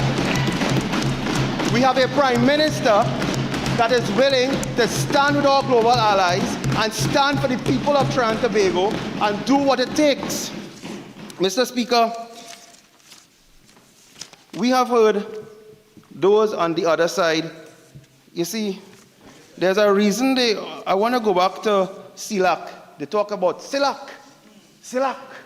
Like, you know, CELAC is part of one of the constituencies. Let me tell you something. I led the delegation to CELAC 2 months ago. And I proudly gave the position of this country that was given to me by Minister Sobers and the Prime Minister, that we do not exist in a zone of peace. So Aruka Lopino could spin and weave and make up things. Minister Sobers, the Prime Minister, and the government have always been on the same page. We are not like the Martin Northeast who went out to say mistakes were made. We don't make mistakes on this side, Mr. Speaker. We don't make mistakes on this side. We don't. But you see, Mr. Speaker, they give people this false impression. They give people this false impression that, you know, once you go to a regional meeting, you're handcuffed to everybody. And if you vote, it's the gulag for you. Let me tell you something. When we gave our position, we were not isolated. We were not isolated because a number of countries stood with Trinidad and Tobago and issued their own communique. And I'll read it here. The governments of the undersigned states, members of Latin America and Caribbean, present their respectful compliments, and it is their procedure in accordance with the statute. We reaffirm the sovereign rights of every member state to express its national position when it deals with safety. What it said basically is that the Republic of Argentina, Bolivia, Costa Rica, Ecuador, El Salvador, Panama, Paraguay, Peru, and Dominica agreed with Trinidad and Tobago that we are free to express our sovereignty to fight for the safety of the people of Trinidad and Tobago. So don't get tied up and chained up by those who all they could have promised you in 10 years was yam, right? You see, now again, I want to commend the member for Oropouche East, because there was no other option but to amend this, because it was false, it was misleading. Man, you should actually write the Privileges Committee on this kind of thing. I want to read something, I want to read this. And whereas the security, the trade, the aviation, fisheries, and energy corporation are directly related to Venezuela. Mr. Speaker, I want to tell you the greatest threat to our energy security has been removed and it is in opposition. Port of Spain, North, St. Anne's, West. I want to tell you, Mr. Speaker, they want to talk energy corporation. They were there, and oil production went down to the lowest in 50 years. They were there, and Petrotrin crashed. They were there, the most plant closures. So don't come here today and tell me that Venezuela is key to energy corporation. While you were writing this, the Minister of Energy, Oropouche East, together with his colleague, Minister Kiza, they got Exxon back. Oil production went over 50,000. So while you write a misleading picture, for the first time in a decade, energy is up. Mr. Speaker, you come to talk about trade. You come to talk about trade with Venezuela, a country facing hyperinflation. You want to talk about trade with Venezuela, but chastise the United States. When last half all you asked to go on a vacation in Caracas or Tucupita? Is New York you're going? Is the US you're going? Is Florida you're going? Or is UNJ? So don't come and tell me that you're so concerned about trade. You come to talk about aviation. Mr. Speaker, under the Minister of Transport, Minister Zakur, and Minister Sobers, we have signed over 5 new aviation agreements. And I would like the members, I know the Honorable Member for Aruka Lopino finds the articles.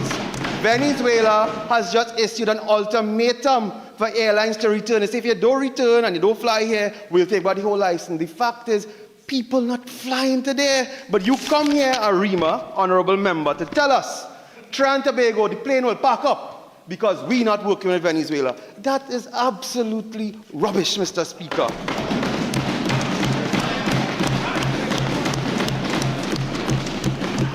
Mr. Speaker, I know the time is nearly up. Arima has not spoken yet. No, I want to put something on record. You see, Arima, the Honorable Member for Arima, we know it will not happen. But the least you can do if you aspire to be the Prime Minister of this country is to understand the economics of this country. The trade with Venezuela, Mr. Speaker, we export US $5 million to Venezuela. $5 million.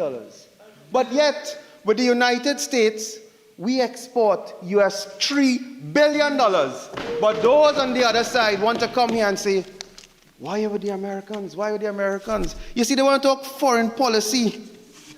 No. Go back in your Hansard, go back in the newspaper.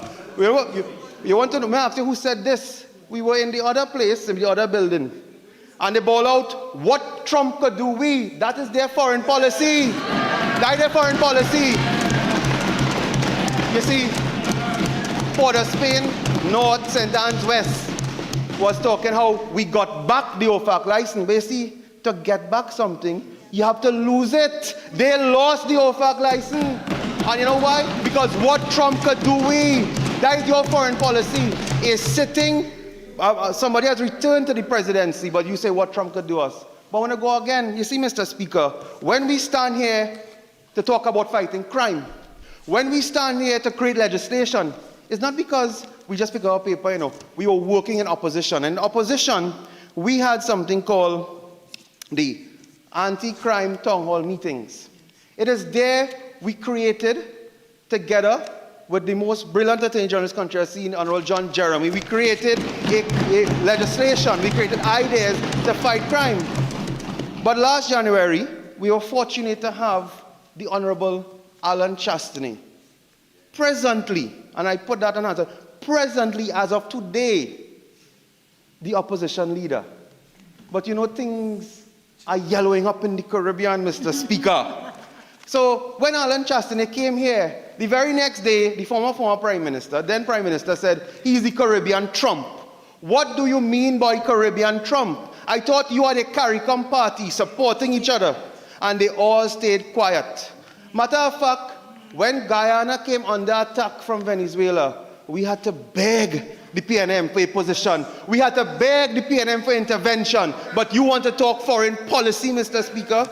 Let me tell you, as we speak about CARICOM reaffirmation, let me, on behalf of the Minister of Foreign Affairs, who's working for the country now, something that they have not done, to get money, let me wish or congratulate Dr. Friday in St. Vincent. And we share a common history. Yellow was the code. Mr. Speaker, today I stand on behalf of the people of Mayaro. I stand on behalf, together with my colleagues, to thank the Prime Minister for being strong to defend our country. We love our brothers in Castries. We love our brothers in Bridgetown and Kingston. But we love the people of Trinidad and Tobago who we have a duty to serve. Mr. Speaker, I thank you. Leader of Government Business.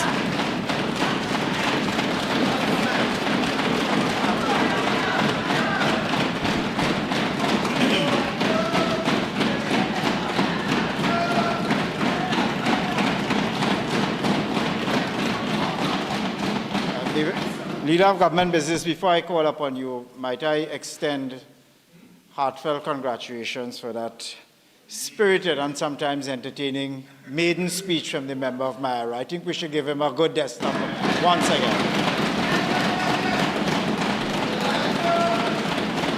Leader of Government Business. Mr. Speaker, may I also join in congratulating a former Youth Prime Minister of Trinidad and Tobago, the member for Mayaro. Mr. Speaker, I beg to move that this House now do adjourn to a date to be fixed. Honourable members, the question is that this House now be adjourned to a date to be fixed. Those in favour say aye. Aye. Those against, no. This House now stands adjourned to a date to be fixed.